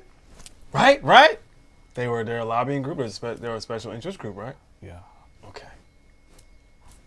How do you not see that? There's no way he can't see that. I don't understand this point. I don't care what mindset this is coming from, whether it's him being obtuse or him being, I don't know, disingenuous. Either one is bad. Those are really the only two. Like, he's either being obtuse or he's being completely disingenuous. Think about how disingenuous he's being, though. Just seconds before he says the NRA is not the enemy, it's the gun manufacturers, he said he's the only one to beat the NRA. Who cares? You just said the NRA wasn't the enemy. Why would you say you defeated them then? If that's a point that made its way into your comment, into your response, hey, I'm the guy that beat the NRA. But they're not the enemy. So he just beat a friendly fire? I don't. This dude is. Because he's already been buried a few times in this debate. Oh, you mean digging his own grave? Yes. Oh, so now it's like that SpongeBob meme where he's covering it. He's covering himself now. Don't even have the words. Like I expected many things to come out of this debate in which Biden was going to look bad. I didn't expect him to do it to himself. I thought people were going to have to challenge him. And they did. But they challenged him because he put his foot in his mouth. He kicked himself in the face and he shot himself in the foot. He did all the above. All right. So here we go. Okay. So foreign policy. The candidates talked about foreign policy. We're only going to get to one response on that, and that is Joe Biden's response. And Bernie does have a response to what Joe Biden says as well. You have made your decades of experience in foreign policy a pillar of your campaign. But when the time came to say yes or no on one of the most consequential foreign policy decisions of the last century, you voted for the Iraq war. You have since said you regret that vote. But why should voters trust your judgment when it comes to making a decision about taking the country to war the next time? Because once Bush abused that power, what happened was we got elected after that. I made sure the president turned to me and said, Joe, get our combat troops out of Iraq. I was responsible for getting 150,000 combat troops out of Iraq, and my son was one of them. I also think we should not have combat troops in Afghanistan. It's long overdue. It should end. And thirdly, I believe that you're not going to find anybody who has pulled together more of alliances to deal with what is the real stateless threat out there. We cannot go it alone in terms of dealing with terrorism. So I'd eliminate the act that allowed us to go into war and not the AUMF, and make sure that it could only be used for what its intent was, and that is to go after terrorists, but never do it alone. That's why we have to repair our alliances. We put together 65 countries to make sure we dealt with ISIS in Iraq and other places. That's what I would do. That's what I have done, and I know how to do it. Senator Sanders, 30 seconds. One of the differences that Joe and I have in our record is Joe voted for that war. I helped lead the opposition to that war, which is a total disaster. Second of all, I helped lead the effort for the first time to utilize the War Powers Act to get the United States out of the Saudi-led intervention in Yemen, which is the most horrific humanitarian disaster on earth. And thirdly, let me be very clear, I will do everything I can to prevent a war with Iran, which would be far worse than disastrous war with Senator Iraq. Sanders. There it is again. I did this. I did this. It was me. That's what I did. What he said. He said. I got it. That's what I did. I did it. That's what I do. And that's. I don't know. It was like a 3-part. Yeah, I can't remember exactly the way he said it. Joe Biden, man. Look, okay, I'm gonna go in reverse, actually. Bernie Sanders had a very strong response. This was one time that Bernie Sanders actually challenged the words of Joe Biden. This is the only time I think he ever challenged Joe Biden. And it was, it wasn't the most aggressive. I think it was, I can't say hard-hitting, but I think it was impactful. I will say that it was impactful. I think it would have been more impactful if he had done the same, multiple times throughout the debate. But it was a good response. Definitely bringing up Yemen. He did lead the charge and trying to get us out of that Saudi-led war in Yemen. He's absolutely correct about that. So again, it was a good response. Joe Biden, though, because what was the question? How can we trust you if you were a proponent of the Iraq war? Mm-hmm. That was the question. Talking about how he was promoting getting the troops out doesn't ask that question. Mm-hmm. He's talking about foresight, right? Yep. Talking about foresight at that moment, and he never answered that question. He did not. One part of his answer, which I could not stand. He had the audacity to say that we need to get rid of the AUMF. He would get rid of the AUMF. Now, mind you, he's been talking this whole time with these two fingers. I did this, I did this, I did this. Okay, so since you were, again, so integral figure in the Obama administration, then we have to put a lot of things on you. The AUMF, which is the authorization of use of military force, that was the policy that went into place in 2001. It was supposed to be to go after the terrorists that struck the World Trade Center, all of 9/11, the plane attacks. It was supposed to be going after those terrorists. Again, this was 2001 when it went into place. Since then, the AUMF has been used to send troops many different places. It's been used for military strikes in many different places. It's been used by multiple presidents. It's been used by George W. Bush. It's been used by President Barack Obama. It's also been used by the current president, Donald Trump. All three of them have used the AUMF to do things militarily that had nothing to do with the terrorists that struck the United States of America on 9/11. So by Biden saying that he wants to get rid of the AUMF while knowing that while he was so instrumental in his role as vice president, and I guess he had a lot to do with using the AUMF in places like Syria, in places like Libya, used it many times. I'm glad you mentioned Libya, so that's where I was going to go. But what increased under Obama? Well, that would be drone strikes. Thank you. Significantly. So yes, there were instances where the number of troops in war zones got lower under Obama. But they did that in exchange to, I guess, to use new technology in regards to how they, strategize military operations by way of armed drones. And that increased under Obama. Right. Is he going to take credit for that? He would have to. And cyber weapons as well. Is he going to take credit for that? These two fingers, remember? I. He did all of it. So you don't just you don't get to just get all the attention. You don't get to get all the attention off of what you perceive are the positive aspects of President Barack Obama's presidency. You have to deal with the negative too, since you said you were so instrumental. You did this, you did this, you did this. You reached bipartisan agreements. You did all of this.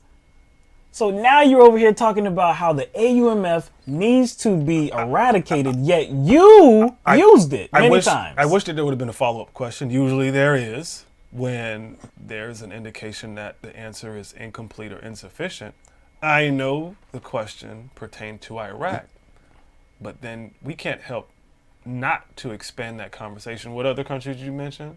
Right, Libya, Syria, Somalia, sent troops to Niger, Somalia, and Pakistan, and Afghanistan are other countries where we increased drone strikes. We may have pulled some troops out, but we increased the drone strikes. So our involvement didn't really change. No, not at all. And see, look, to lead off, I began with Bernie Sanders' response, and I said it was a good response. It definitely was. Him, including Yemen and his response, very good, very good. And it was true. He did lead the opposition to this U.S. involvement, which has not stopped because Trump vetoed, the resolution. But though I'm pleased with his response, I'm still left a little bit wanting more, though, because again, man, look, everybody that watches this show, anybody that's ever seen us for the past, we're going on 3 years now, right? You know that, we don't come from a place where we've been involved in politics in an official capacity. We've never held public office, never lived in Washington, D.C. We don't deal with lobbyists or anything like that. We've only interviewed one presidential candidate, that was Marianne Williamson. That was just a couple months ago. Like I said, so our involvement in U.S. politics is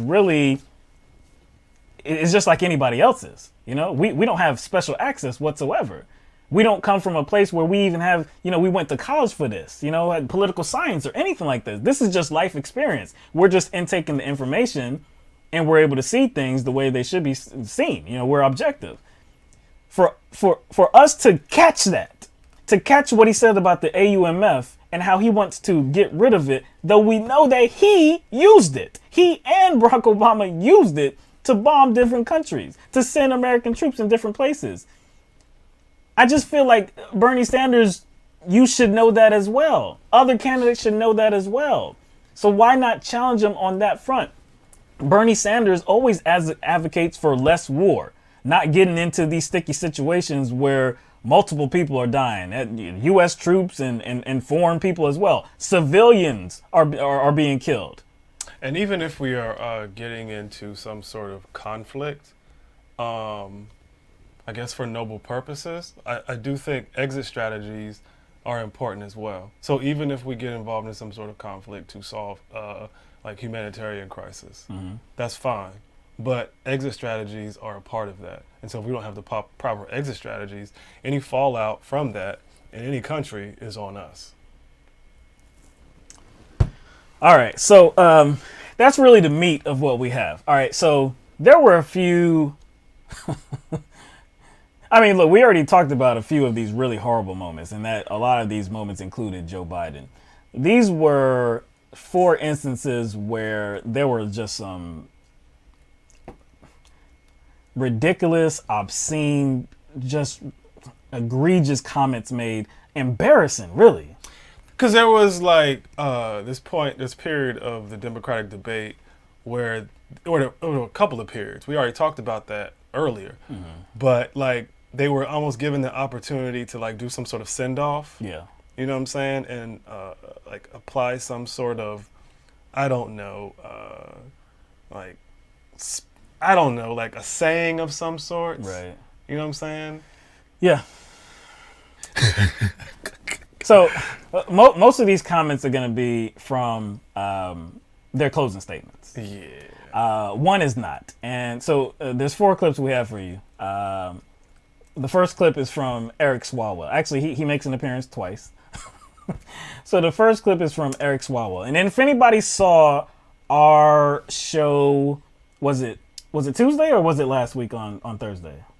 Where we played the clip where he was in Iowa. It wasn't the last show. It couldn't have been the last show because we were pressed for time then. No. It was definitely not the last show. So because the last show we talked about the debate. It was Thursday. It was on Tuesday when we... No, the last Thursday. It was last Thursday? Yeah, it had to be last Thursday. It had to be last Thursday. You sure? Yeah, it had to be. No. When would it have been? I don't know. But anyway, it was recent. Disagreeing. I don't know. Shit. I'm disagreeing. But anyway, we showed a video of Swalwell where he made this just lame comment talking about... It was an attempt at a punchline. Yeah, he said, "I will be bold without the bull." It didn't hit. He did the maybe it's Maybelline turn, thinking that he was going to get a reaction from the crowd, like maybe some applause. It didn't hit. Nobody clapped. It was just horrible, right? So we've talked about how he has a really robotic character, like a really robotic personality, and he just doesn't seem comfortable. You know, he just, hey, how you doing? You know, it just doesn't seem comfortable. Yeah, he has a very like kind of a basic ambiance about him. Yeah. Even like his like hair, like his Leave It to Beaver part. Yes. You know what I'm saying? Yes. Like, bruh, comb that shit out, dog. So we know now, and we should have got that this was him. And maybe not a campaign writer, you know? We should have got that it was him based on that clip in Iowa in which he said, "Without the bull, you know, no bull without the," whatever he said. Bold without the bull. Bold without the bull, yeah. We should have got that it's just him. It's just him. And so he proved that to us last night. So he had a couple comments. This is the first one. I believe this was the question. Yes, this is him responding to the question about, there was a question about which relationship would you reset? You know, I guess maybe because of Trump or whatever, there might be an entity or a country where, you know, you'd want to reset that relationship. So this is Eric Swalwell's answer. My first act in foreign policy, we're breaking up with Russia and making up with NATO. Thank you all. Now, he has been on television, multiple networks, talking about how much a threat Russia is. So that doesn't surprise me. That doesn't surprise me at all. No, I don't care. What he said, okay, that's what you want to do. Cool. Why did you say you were breaking up with Russia and making up with NATO? Because it makes it sound like you're like in some sort of romantic relationship. It makes it like he's trying to be real cute. He's trying to be cute. It's disgusting. It's disgusting. It's like please stop that. It's like you make me want to leave the one I'm with, start a new relationship with you. He sounded like Usher just now. Just like Usher. Huh? Sound just like Usher. Please stop. I don't want to. You sound like Michael Jordan. Yes. Like, what is that? Please stop. Yeah, get some help. Yeah, get some help. Stop it. Get some help. But okay, we have another one from Eric Swalwell as well, and this is part of his closing statement. This is part of it. We can't be a forward-looking party if we look to the past for our leadership. I'm a congressman, but also a father of a 2-year-old and an infant. When I'm not changing diapers, I'm changing Washington. Most of the time, the diapers smell better.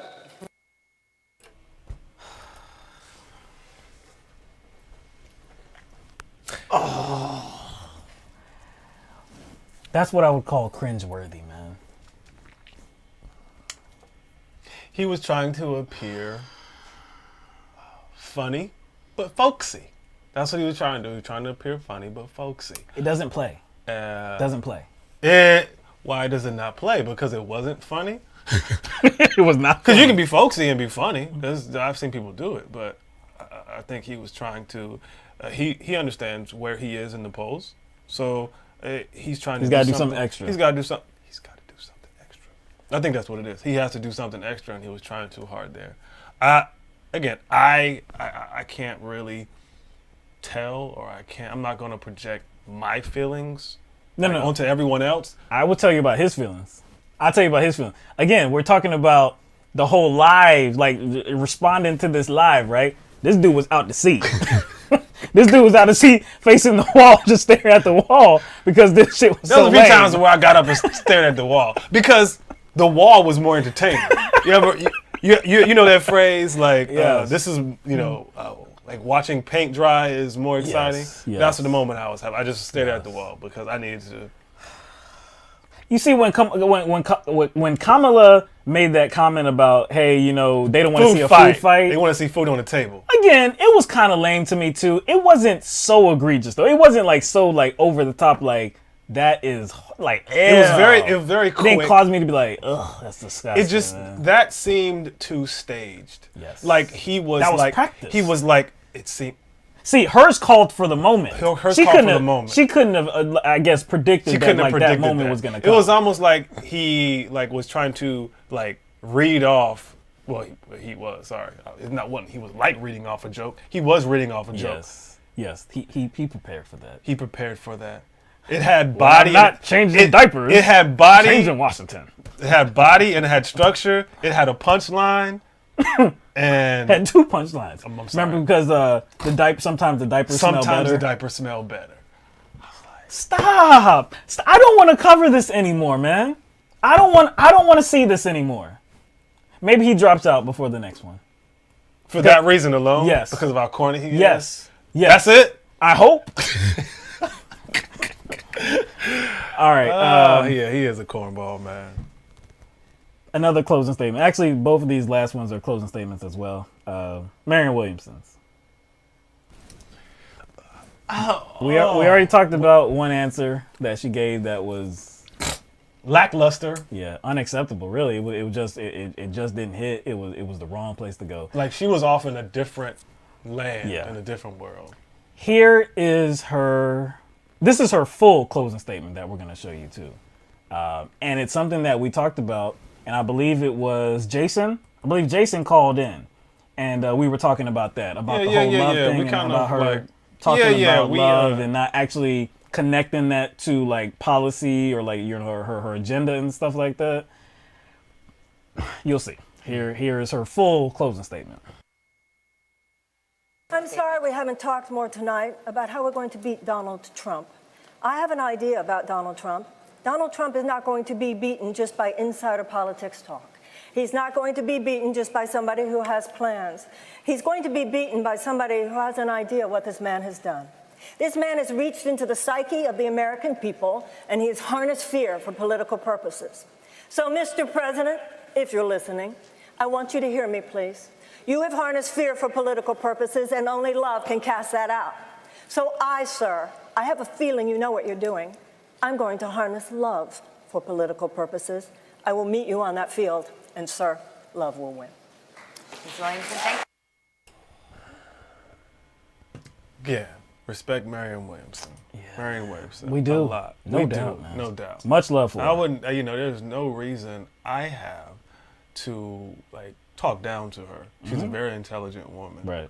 Like, she has, cogent responses and offers commentary for a myriad of issues, a whole host of issues. And she somehow is able to talk about those issues in a way that relate to one another, to a broader, larger conversation, That more is so true. than anybody that I've ever seen. Her ability to connect things that you like, I guess you wouldn't immediately go to, is great. It's a great ability to have. But, big bootylicious but. You got 45 seconds, man. Yeah. You got 45 seconds for your closing statement. And first of all, you talk to the president. You talk to Trump, which I got a message for you. Yeah, that's kind like, of, you know what I'm saying? You know, it's kind of like WWE style, but yeah. oh well, that's fine. I didn't like that, but if she did it, okay. Yeah, I can let that pass. What came from that though, and saying that okay, you've harnessed fear for politics, you know, to get elected. You've harnessed fear. Well, what I'm gonna do is I'm gonna harness love. I'll see you on the battlefield. Love is gonna win. Love and fear is going to duke it out. It's going to duke it out here. Now, again, conceptually, I do not disagree with that at all. I concur. The problem is you have to unpack that. You have to unpack love and what that means as far as how you go forth in policy. And you cannot do that in 45 seconds. Again, conceptually, we have no problem with that. If she had, you know, a longer period of time, yes, maybe she could have. But in this situation, I think kind of wrapping the Democratic debate up with something like that is incomplete, because you have to unpack that, what love is and what it means as far as like how we implement policy and how we engage with one another. Like you have to unpack that in all of its parts. And I don't.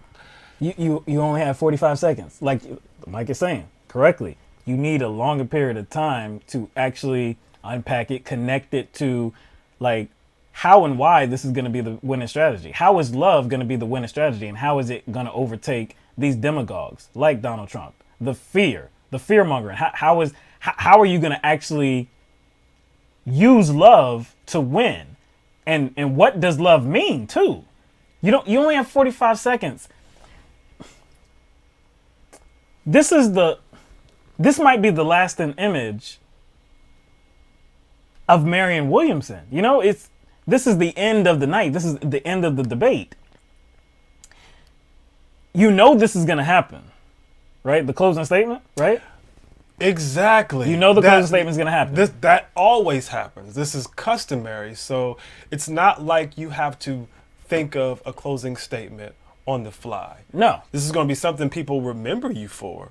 You know what I'm saying? This is the last part of the debate. This is the last chance to get your message across. You can say what you want. You can say whatever you want to. Mm-hmm. Go any direction you want. The moderators don't say, here, you have to talk about crime. You have to talk about criminal justice reform. You have to talk about climate change. No, you can talk about whatever. It's your opportunity. You get 45 seconds to make your pitch to the American populace. Why am I the best candidate? What am I going to do for you? And Marianne Williamson said that she's going to harness love to defeat Donald Trump's fear. And without providing any context. No, Lisa, you're bringing up a good point. And that's actually a point we brought up earlier in the show. I don't know if you were watching the show at that time. We were actually saying that these are conversations that need to take place. Yes. And maybe she understands why she is here to take those to the next level. You see what I'm saying? Because essentially, like why we are where we are today, like the conditions we find ourselves in as a country, this applies to any country, this applies to any place on the planet, does kind of track itself back to how we engage with one another, how we perceive one another, you know, in a myriad of ways, whether it be our beliefs and our attitudes, our ideologies like that we have to do with how we see ourselves and how we see others. So yes, there is a larger conversation to be had that goes beyond like policy and shit and why we're in these conditions. And that's kind of like the foundation of her approach. But like why we are in these conditions and the root causes. So we're not saying that conversation doesn't have a place. Right. You know but you can't. So we feel you. You can't conceivably you can't get that done in 45 seconds. You should have went a different route. You're making a pitch to the American people, and it has to be succinct, and it has to be on point, man. You have to make your pitch. You have to arouse excitement. You have to give these people something to grab onto, a lasting image, and you gave them, Mr. Trump, my love is gonna defeat your fear. It didn't. I don't know. It didn't play well. I don't think it didn't play well. I don't think it did. In that environment, in that time. That's all we're saying. Yeah. It's like, it's not that we definitely agree with that concept because we know what she means. If you had the time to go into it. Because if you've read any of her books or like listened to her speak for a long period of time, she does kind of break that down. Right. So. Yeah, and I see people saying Marianne Williamson wasn't necessarily wrong about a lot of things, but she's clueless politically. I wouldn't say. Oh, okay. Yeah, like you must have never heard her talk about, I guess, foreign policy. Right. Many things. Like historical facts and stuff. No, she knows a lot. Yeah. She's not clueless politically. She could be better as a debater. She could be better. She could be definitely better as a debater. You know who else could be better as a debater? Bernie Sanders. Yes, he could. He can be a lot better as a debater. He's not a polished politician, and that kind of hurts. No. All right, so one more clip. This is Hickenlooper, former governor of Colorado, and this is a portion of his closing statement. You don't need big government to do big things. I know that because I'm the one person up here who's actually done the big progressive things everyone else is talking about. If we turn towards socialism, we run the risk of helping to reelect the worst president in American history. Isn't that like the second time he brought that up? Yeah, because he brought it up at the beginning, too. We didn't have that clip. We didn't play it because it's John Hickenlooper. So he said it twice. He said it at the beginning? I believe that because that was his first question. Was at the beginning. That was his first question that he responded to, and he talked about what he said at the beginning. He said, talk about socialism. Oh, you know what? It was that clip that he was talking about promising everybody a government job. Yes, it was that clip. But yeah, we didn't show that. But yes, this was the second time he talked about socialism. This is a Democratic debate. This is a Democratic debate full of Democratic candidates, and he's here fear-mongering about the push towards socialism. That's his closing argument right there. That's his closing argument. If this was a mixed debate and we saw some Republicans on stage, I wouldn't be too surprised. But what he did was he tried to hedge his bets as he was demonizing socialism by presenting himself as the progressive out of the bunch. Did you notice how he does that? Oh, yeah. He's like, hey. He feels both lanes. Like, hey, man, I don't hold my criticisms about socialism totally against me because, see, I am progressive because I got progressive things done. That's ridiculous. I don't know. Would you consider, let's say, what state is he from? Colorado. Colorado. Well, under Hickenlooper, oil production doubled. During his administration, oil production doubled. So he kind of gave rise to the fossil fuel industry in his own state. Is that progressive? No. But they did pass marijuana legalization. Okay. So it balances out. Yeah. Okay, then. But he was not in favor of the marijuana legalization. After the people had spoke, though, and it was passed, then he was like, okay, that's progressive.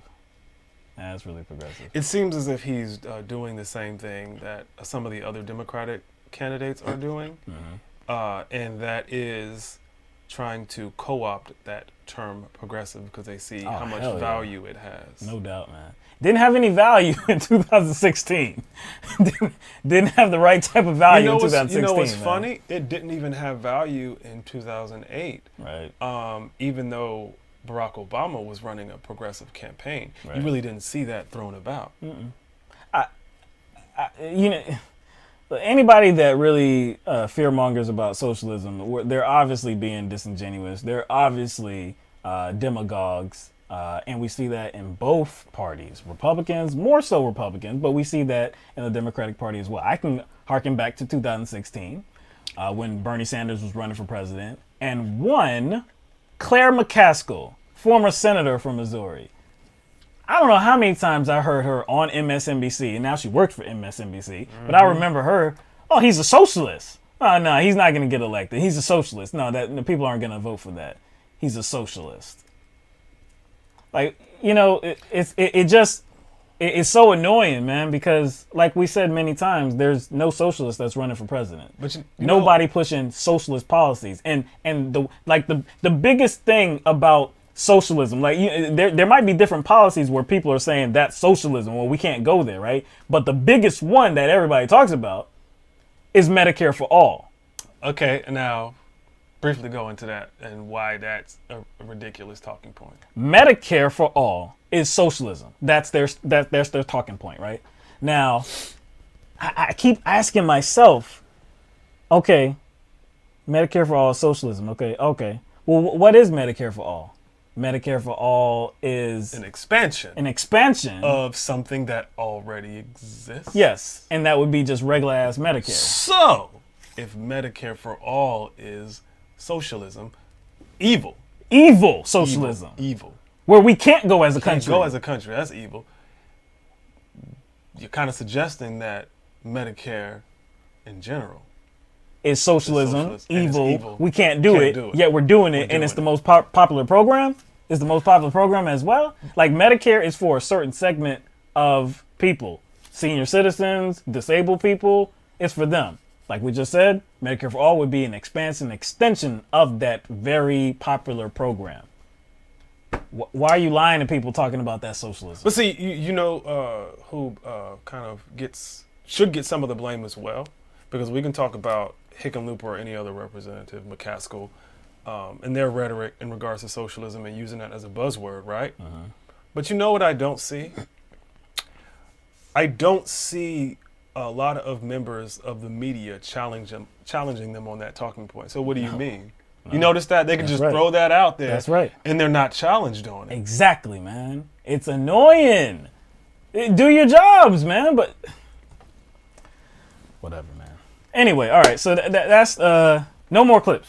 We're running out of clips. All right. So we're right at 3 hours. That was a lot. That was a lot more material. And we went through this actually faster than last night. Yeah. And the reason why there's so much to go over in regard to this Democratic debate, probably because there were more low moments than high moments. Yep.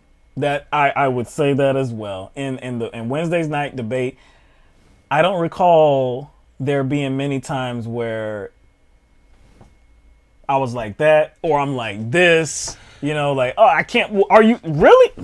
Write that down. Write that down. It just wasn't that many. There were, it seems to be, there were actually more high moments in the first debate as well. So you know, so both applies. Right. Both apply in both debates. Right. There were more high moments in debate one than there were in debate two.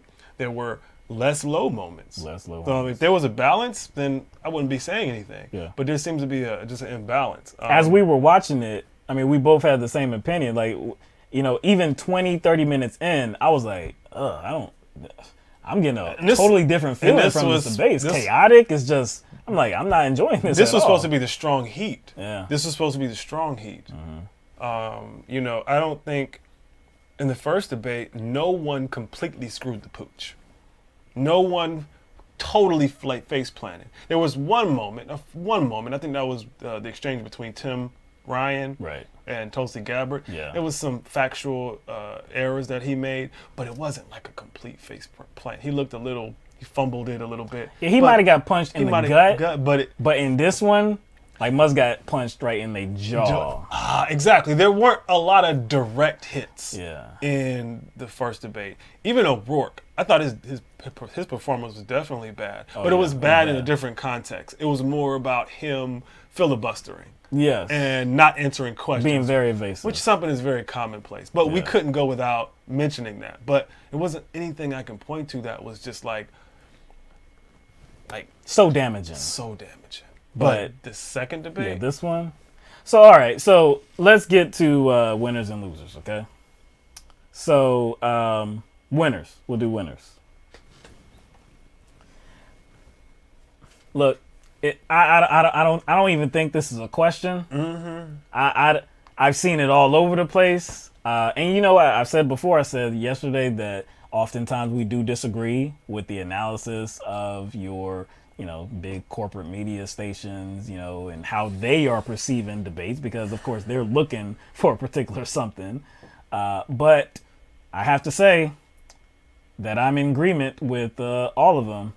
Kamala Harris was the big winner of the night. It's not even close. She came out not even close. Looking the best, and that's just coming from two individuals who support Bernie, right, and what he represents and his platform. Right. Probably 75% of the way through the debate, it was something that was very apparent. And we're not saying like Bernie Sanders did horribly. Right. We are definitely not saying that, but the microscope is on him. Right. He wasn't very exciting as like kind of our outlook and our take on how Bernie performed. It's not like he had a bad performance. Right. Unfortunately, someone else outshined him. Yes. And performatively. And how she outshined him is that she took the fight to the supposed front runner. Yes.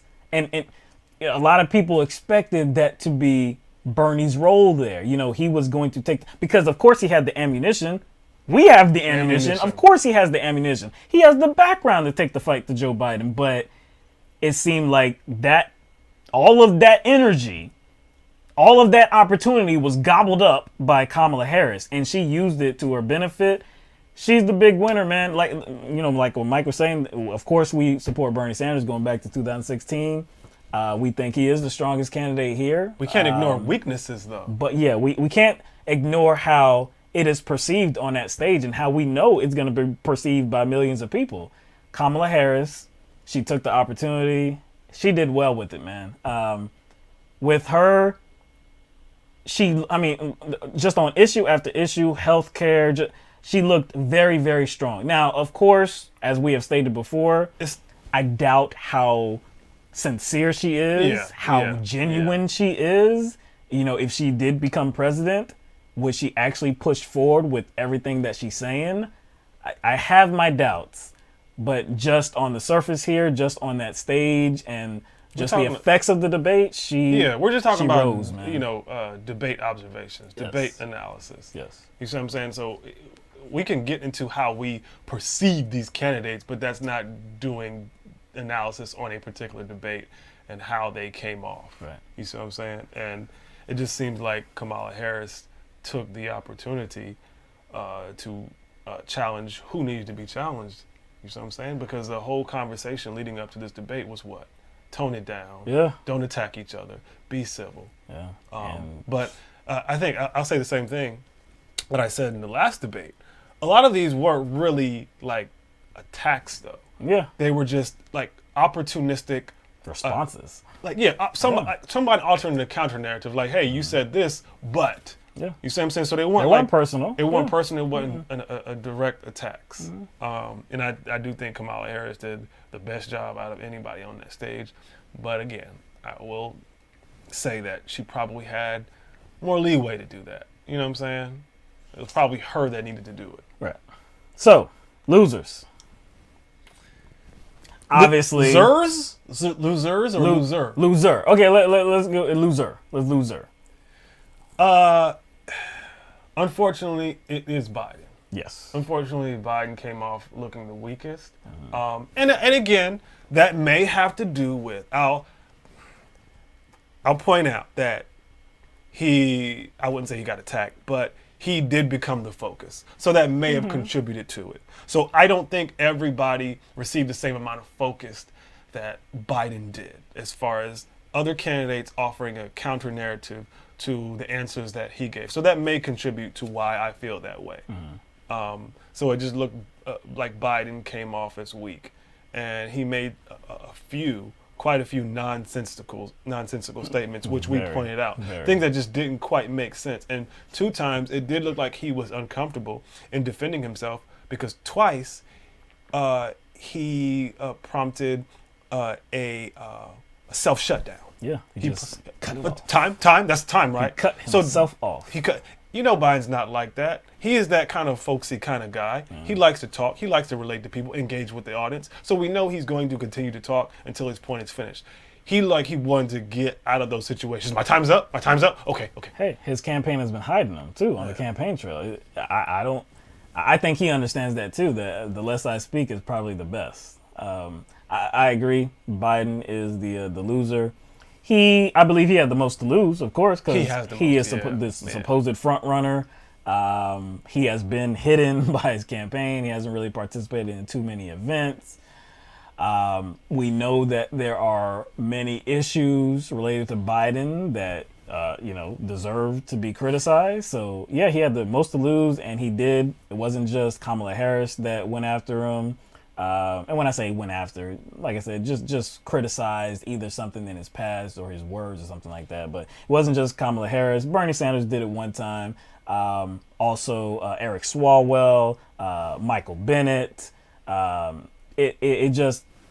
There was opportunity there, and he was the recipient of a lot of criticism. So yes, he's the win. I mean, he's the loser of this debate. Who is if you're talking about second place, winners? Well, second place and winners. I would say Bernie. Yeah. I would say Bernie Sanders. I don't know that I'd say Bernie. Why wouldn't you say Bernie? Who stood out? Who really stood out in this second Okay, debate? well, see, I have to think because, look, I said one of the winners, if not the biggest winner in Wednesday's night debate was Bill de Blasio, and it was because he captured the debate. He forced himself to be heard. There wasn't a lot of butting in like there was on Thursday night. And he did it in a way where it was aggressive, but it didn't look like it was bullying or anything like that. It fit the moment. It fit the moment. And when he did butt in, he was allowed to speak too. It wasn't like he was really talking over people. It was just really like a smooth process. That's why we said he was a savvy politician. And who tried to do that in this debate? Kirsten Gillibrand tried to do that. Was it as effective? No, it was clumsy. It was that it looked kind of bullying. It just looked over the top, and you were just you wanted it way too badly, and instead of, we don't want it to come to you, just let it come to you, because this is a opportunity to be heard. There's 10 people on the stage. You have to pick your moments. But it was she was just chiming in way too. She was trying to be 3 times what Bill de Blasio was, and it just didn't work. When you're talking about who was, who came in second place as a winner, who also won, maybe. I'm trying to think of anybody, and I can't, other than Bernie Sanders, because Buttigieg came off as sympathetic, but he still came off as very inexperienced, though. He had a good start. He had a good start, but then when it came to that question about his particular city in South Bend and how he started his answer with, "I didn't get it done," and there was criticism from not only John Hickenlooper but from Eric Swalwell as well. From that point on, he didn't really have a good debate. Personally, I can't say that anybody is second place. Second place. Okay. I can't say anybody is second place because, and the reason why I would put Bernie Sanders more in the losing column than in the winning column is because I don't think he advanced the ball. I don't think he did anything that was really beneficial to his campaign. He had a lot of good responses, but he had a lot of lacking responses as well. And unfortunately, when we're talking about Bernie Sanders, it's we already know that there are going to be people who are looking for any little thing. Yeah. To have an excuse to ignore all the good stuff. Right. And so it's our job to pay attention to those little things and kind of hold him more accountable because we like him and we like what he stands for. And so we're going to pick up on those little things. Yeah. And I have to come, because they were on the same stage as well, I have to compare how he showed up to how Kamala Harris showed up. And so if Kamala Harris, if I see a jump for her, but I see Bernie Sanders essentially kind of having an average performance, if Biden goes down because of this debate, not to mean that he's out of the race, but just that he loses traction, he loses footing, he loses standing, he loses some support. If he loses anything, guess who it's probably going to go to? And guess, because it's going to go to the person that is rightfully gets the credit. Yeah. For, I guess, exposing Biden, and that would be Kamala Harris. And see, and that's why we wish that Bernie Sanders would have been that person, because there was going to be an opportunity. His non-confrontational approach is going to hurt him in the end. And it had to be a strategic move. It obviously was a strategic move in 2016 because we wanted to see more of him actually challenging Hillary Clinton on the issues. Not going at her, not going, being involved in personal attacks. No, we wanted him to actually stick to the issues. And there were so many, and he kind of failed to do that. And now in 2019, it seems like it's the same candidate. He's not, this was your first opportunity to really go after who everybody perceives as the front row. Not everybody, but most people, especially in the media, and you see all these polls. They perceive Biden as the front runner. Somebody has to go at him, and it was Kamala Harris. And one of the other reasons why I see Biden being the big loser is because he spoke the most out of all the candidates. So he had a chance to explain himself the most out of all the candidates. Yeah, that's bad. Last That's night, bad. but in total, actually, when you're looking at the debate for Wednesday and Thursday, He spoke the most out of both debates. He spoke the most out of both. But yeah, Biden spoke a total of 13.6 minutes. Harris came in second with 11.9 minutes. Sanders 11. Buttigieg 10.5. All that makes sense considering where they are in the polls and the right amount in the center of the stage. Right in the center of the stage. They received most of the questions as well, so that has something to do with it. Yeah. At the bottom was poor old Yang. Poor old Yang was just like looking there like he was just sitting like a kid who's in punishment, sitting in the corner. So we didn't get to a second loser, and Bernie Sanders, again, I wouldn't put him in the win column. If I put him in any column, it would be in that loser column because I don't think he really did himself any favors. But Yang, I think he showed that he's not a presidential candidate. I think he showed that he's not a presidential candidate. You think so? You say he talked the less, right? He talked the least. How many minutes? 3 minutes. That's what they got here. There could be probably some give or take. How many minutes did Kirsten Gillibrand talk? Almost 3 times that. Well, 7.5 minutes. 7.5 minutes. So okay. 2.5 times that almost. Now, okay. Look, a lot of questions didn't come Yang's way. A lot of questions didn't come Bill de Blasio's way. Bill de Blasio made sure he was heard. 5.6 minutes for Bill de Blasio. For Wednesdays, while Booker had 10.9. He was the most. So just check that out. So de Blasio had almost half the amount of speaking time as Cory Booker, right? Yes. But you can argue that Bill de Blasio had a better debate, had a better showing than Cory Booker. He made use of his time. Andrew Yang, did he make good use of his time? And can you make good use of 3 minutes? See, the thing is, Andrew Yang has to come into this debate knowing that a lot of questions aren't going to be devoted to him or directed at him. Mm-hmm. So he has to do the de Blasio thing. He has to do the Gillibrand thing. Yes. By kind of inserting himself into the conversation a lot quicker. And I don't question his intelligence. No, I don't either. I know he's quick on his feet and he has the ability to do that. I think he has to do that next time because he is not going to get any play. He is not going to get any playing time. He's going to have to give himself playing time. But you wouldn't ascribe aggressive to him. You wouldn't say that he's an aggressive guy. And he guy. has to be aggressive. He has to be in this type of environment. Considering where he is in the polls, he definitely has to be aggressive. He didn't do himself any favors. I think he's definitely a loser in this debate. He's definitely on the losing side. Talking only 3 minutes, not having much of an impact. No. Given his standing as well, you have to you have to take into account his standing. He's not somebody that has a past in politics. He's not somebody that is known nationally. He has no clout with his name in the political space. Yeah. So you have to make moves. You have to be heard. And you speak in 3 minutes, and some of those minutes that you talked, especially the one where he connected, climate change to UBI, UBI, which we didn't understand. You didn't get to explain it. I think it was a poor showing. Yeah, and again, and just to be on his side for a second, it's difficult to try to insert yourself when you know you don't have a lot of time. You see what I'm saying? So it's almost set up for him to fail. So he should have used that little bit of time a little better. Yeah, but 3 minutes, man. You got doggone Marianne Williamson had more, 5. And we didn't even see questions come away really. That's a bad showing, man. Bill de Blasio is bottom what, 6? Bottom 6. But he had more of an impact. He had way more of an impact. Anyway, but yeah.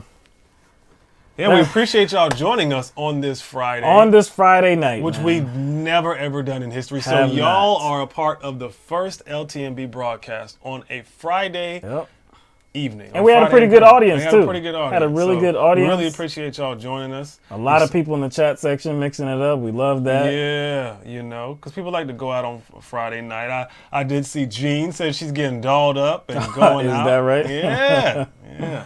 Lisa said Yang is terrible. Terrible. Okay. Just like Charles Barkley. Terrible. Terrible. Didn't Booty Judge bust in the Spanish for no reason, too? It wasn't for no reason, I don't think. I think he was kind of prompted by the moderator. But it wasn't as bad as yesterday. No. That was whack. Well, Wednesday. Sorry. Yeah, see, this Friday. Yo, see? You see, I'm already off. I'm keeping thinking it's Thursday because we don't do shows on Friday. What else can we get to? Let's see. Probably not taking calls either. Yeah, not taking calls. Because this is already almost 3.5 hours. Yeah, because we started about 6:10. So yeah, 3.5 hours. So Marlon said Kamala Harris failed to explain why she didn't prosecute Stephen Mnuchin's One West Bank for foreclosure violations in 2013. Good point. She let him off with a small fine. Yes, and see that's if we're talking about the economy, see that's a subject that anybody could incorporate into their answer. Hey. Blah blah blah blah. But hey, Kamala Harris, that. Not only that, if we're talking about the economy, again, this whole thing is about defeating Trump, right? And so he is someone. Mnuchin is a part of Trump's administration. That's right. So it does look it looks bad on her part. So that's a good point to make. Yeah. But it wasn't brought up. Maybe it will be. And a good something that you mentioned. What? It should have been brought up. Because, Bernie Sanders got a specific question and Tulsi Gabbard got a specific question. Right. That's true. That could have been one of those specific questions that they had for her. Yeah, that's true. That's true. Interestingly, they did have that question for Biden about the trust, about the Iraq war. Hey, you voted this way, how can we... He didn't really have an answer for that. But still, it was interesting that they did give the front runner Joe Biden that question. But see... That one was fair. That one. I get okay. So with Bernie, they gave him the question about diversity. That wasn't fair though. I don't. If anybody else, if Joe Biden got that question, I'd have been like, "That's whack." I don't care who gets that question. That's kind of like promoting this idea that because white people are white, they should not run for president at this point in time because there've been so many white presidents. Or that we shouldn't look for substance. Yeah. That's all he just said. We should just look for if you're female or of color. Nah. Or LGBTQ. Yeah. No, sorry. He basically look at the policies and look what they stand for. Clutching my pearls. All right. That seemed like a Bernie bro question. Yeah. Let's see. Harris wants to keep private insurance in her health care plan. She says she doesn't. See, look, and that's the thing, man. She has waffled with this subject before. She had a very strong answer in her CNN town hall, and then after that, kind of backtracked a little bit, kind of waffled. It wasn't too strong on it, but then here on this debate stage, strong as she ever has been on the subject of healthcare. Strong as she ever has been. It's the exact answer that you would want her to give. It's the exact answer that you would want to see that of somebody who you believe is authentic about it. Problem is, because she has, wavered on this a little bit, is she really authentic here? But as it came across on that stage, though, it came across very strong. Boom, boom, boom, boom. Yeah, he needs to lay off the hair grease.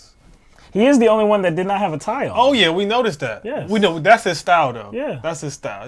That was a bold move, though, because you know how people want to see Muggs presidential. No tie is not presidential. Superficially. Yeah. Yeah. I don't care about that. Yeah, I definitely. That's probably why we didn't really notice it at first. Right. Because it's something that really is inconsequential. I didn't notice it. Yeah. We saw somebody mention now, if he would have came up there with a wife beater on, scratching, or let's get this debate underway, huh? Or like a LeBron jersey or something, a Lakers jersey. We'd have been like, bruh, Philly in the house. Philly, you know what I'm saying? That would have been too much. Break out a FUBU shirt. Nah. You know what I'm saying? As long as he had a collar, I'm good. Yeah. You got the collar on. You could have been short sleeves. Hey, cool. I don't care. But yeah, jersey. No. Get off the stage, man. He probably wouldn't have been allowed on the stage. He was throwing everything off, man. All right. Let's see. LTMB. Yeah, y'all do. A white beater night. That would be funny, man. That would be funny. All right, so we do have some contributors to the Super Chat as well.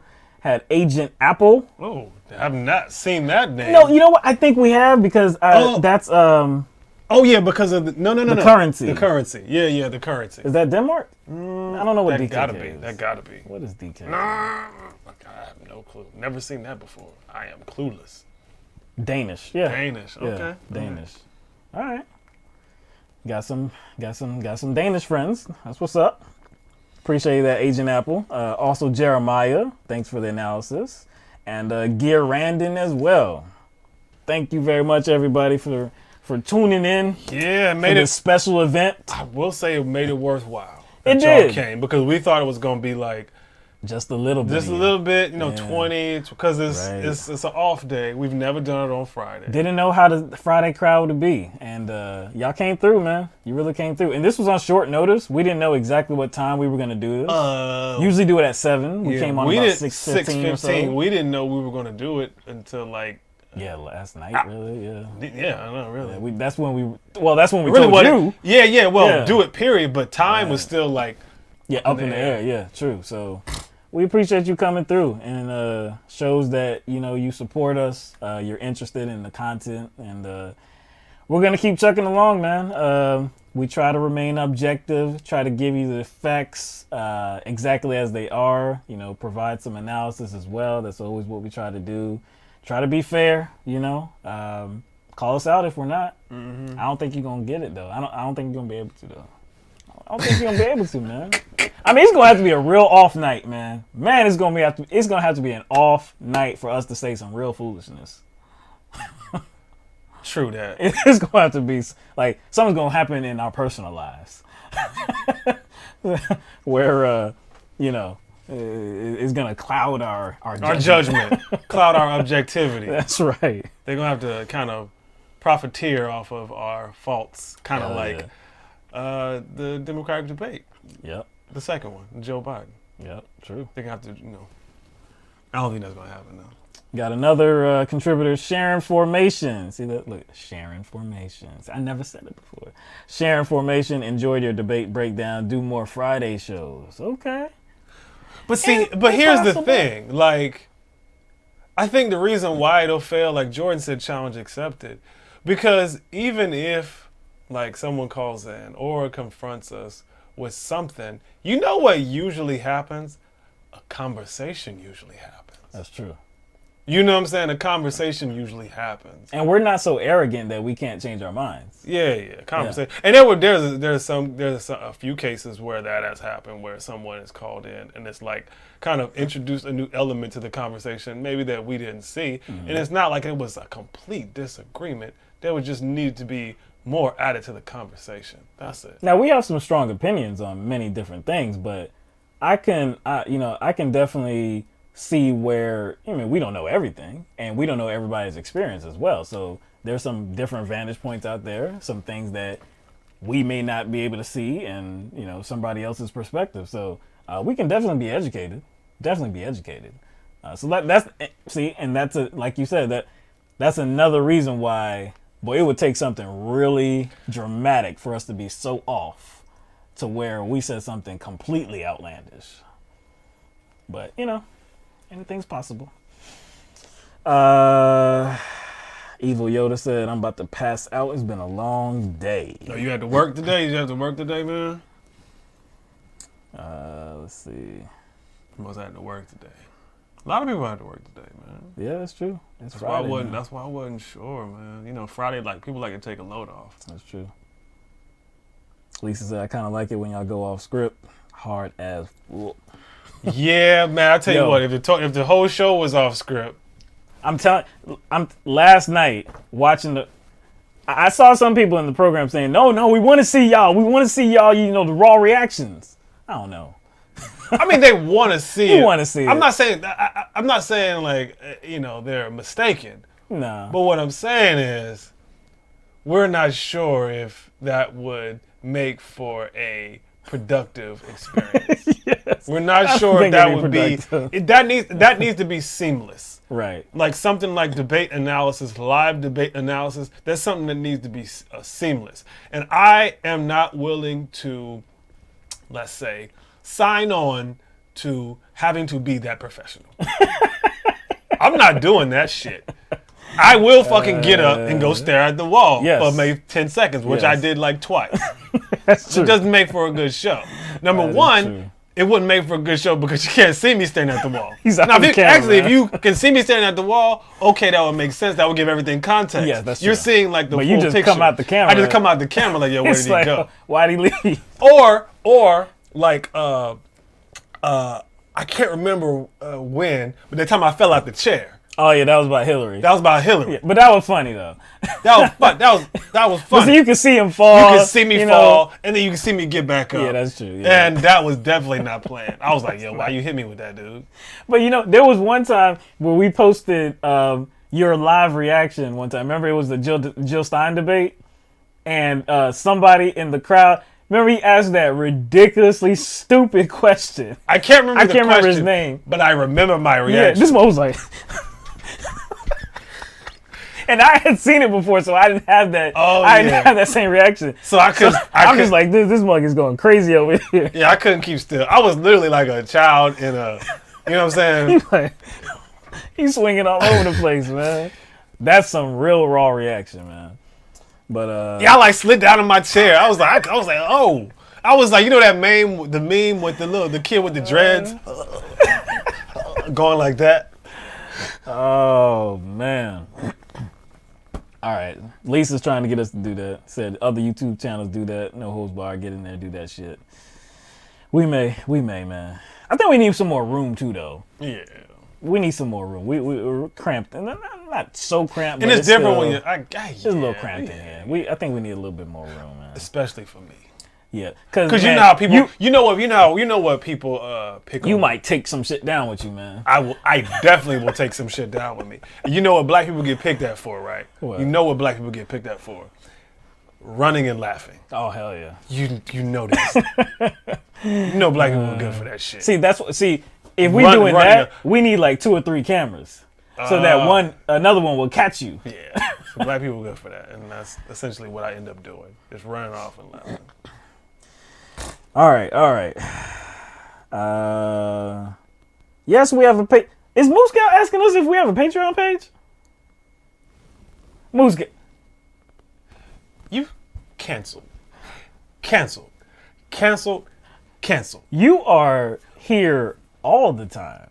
We're talking about Patreon? Patreon? You hear all the time. You know we got a Patreon account. We always rep our patrons on, on every single show. If there's some new patrons that we have, we try to mention their names on the next show. We always do that. At the end of the show, we always like, yo, everybody, all of our patrons on patreon.com, thank you very much. We always talk about them being the lifeblood of LTM. I know Moose Gal is playing. I know you playing. Yes, we have a Patreon account. It is patreon.com. Actually, and you know what? We've even showed this little graphic that we have here as well. We've showed this graphic, man. Become a patron. Patreon.com LTM /LTMB. Yes, we have a Patreon account. She said you do.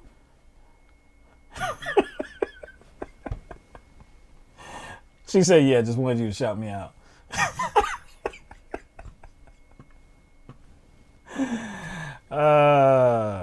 Funny. Don't make us mute you. Just out of spite. saying I'll mute you for no reason. But anyway, we're gonna be out. People getting Jordan Faye with the contribution challenge accepted. You're gonna try to catch us in something. Okay. Hey. Catch us. The next show is canceled. Oh yeah, that's right. Next show canceled on Tuesday. Gotta take the kiddies vacation a little bit, take them out of town a little bit, summertime. Take them somewhere, have a little bit of fun.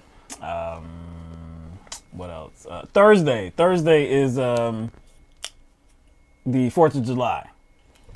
So I don't know if we've ever had a 4th of July show. We probably have canceled it if we did. Yeah. But we might do like an abbreviated show. Something short. Yeah. Something off script. Something generic. Yeah. Just like we might talk about an issue, but it's probably going to be more like a laid back. Right. Probably by maybe no more than an hour or something like that. Because, it is 4th of July. People like to get out there and, see the fireworks, shoot fireworks, whatever like that. That's an all-day thing. It is. It's not like it's a morning, afternoon, or night thing. That's an all-day event. Yeah, that's true. And sometimes it's like a multi-day event. Yeah. So, she said she threatening. You meet me and I promise you your subscriber count will go down. Oh, look at this. Look at her poking her chest out. She just over here poking her chest out. Damn, son. I am the female version of L Train. She's up in here now. She's up in here now. If L Train. We're going to tell. We gonna tell. If L Train is still not on the stream, I'm saying. We gonna tell. I haven't seen him. I haven't seen him. I think I saw him earlier. Is that? Yeah, he was here earlier. But L Train's still on the stream. I gotta get on. Well, not get on him, but I gotta get at L Train next week because this weekend NBA free agency commences. So I'm looking at what the Brooklyn Nets are gonna do, and if they do something, then I'm gonna have to get at my man and be like, yo, the Nets is coming. While Boston, I'm not sure what's Boston do. Even though I think Kemba Walker is being tied to Boston now. It said that he's gonna be signed there. How does that make Irving look? Especially if they do well.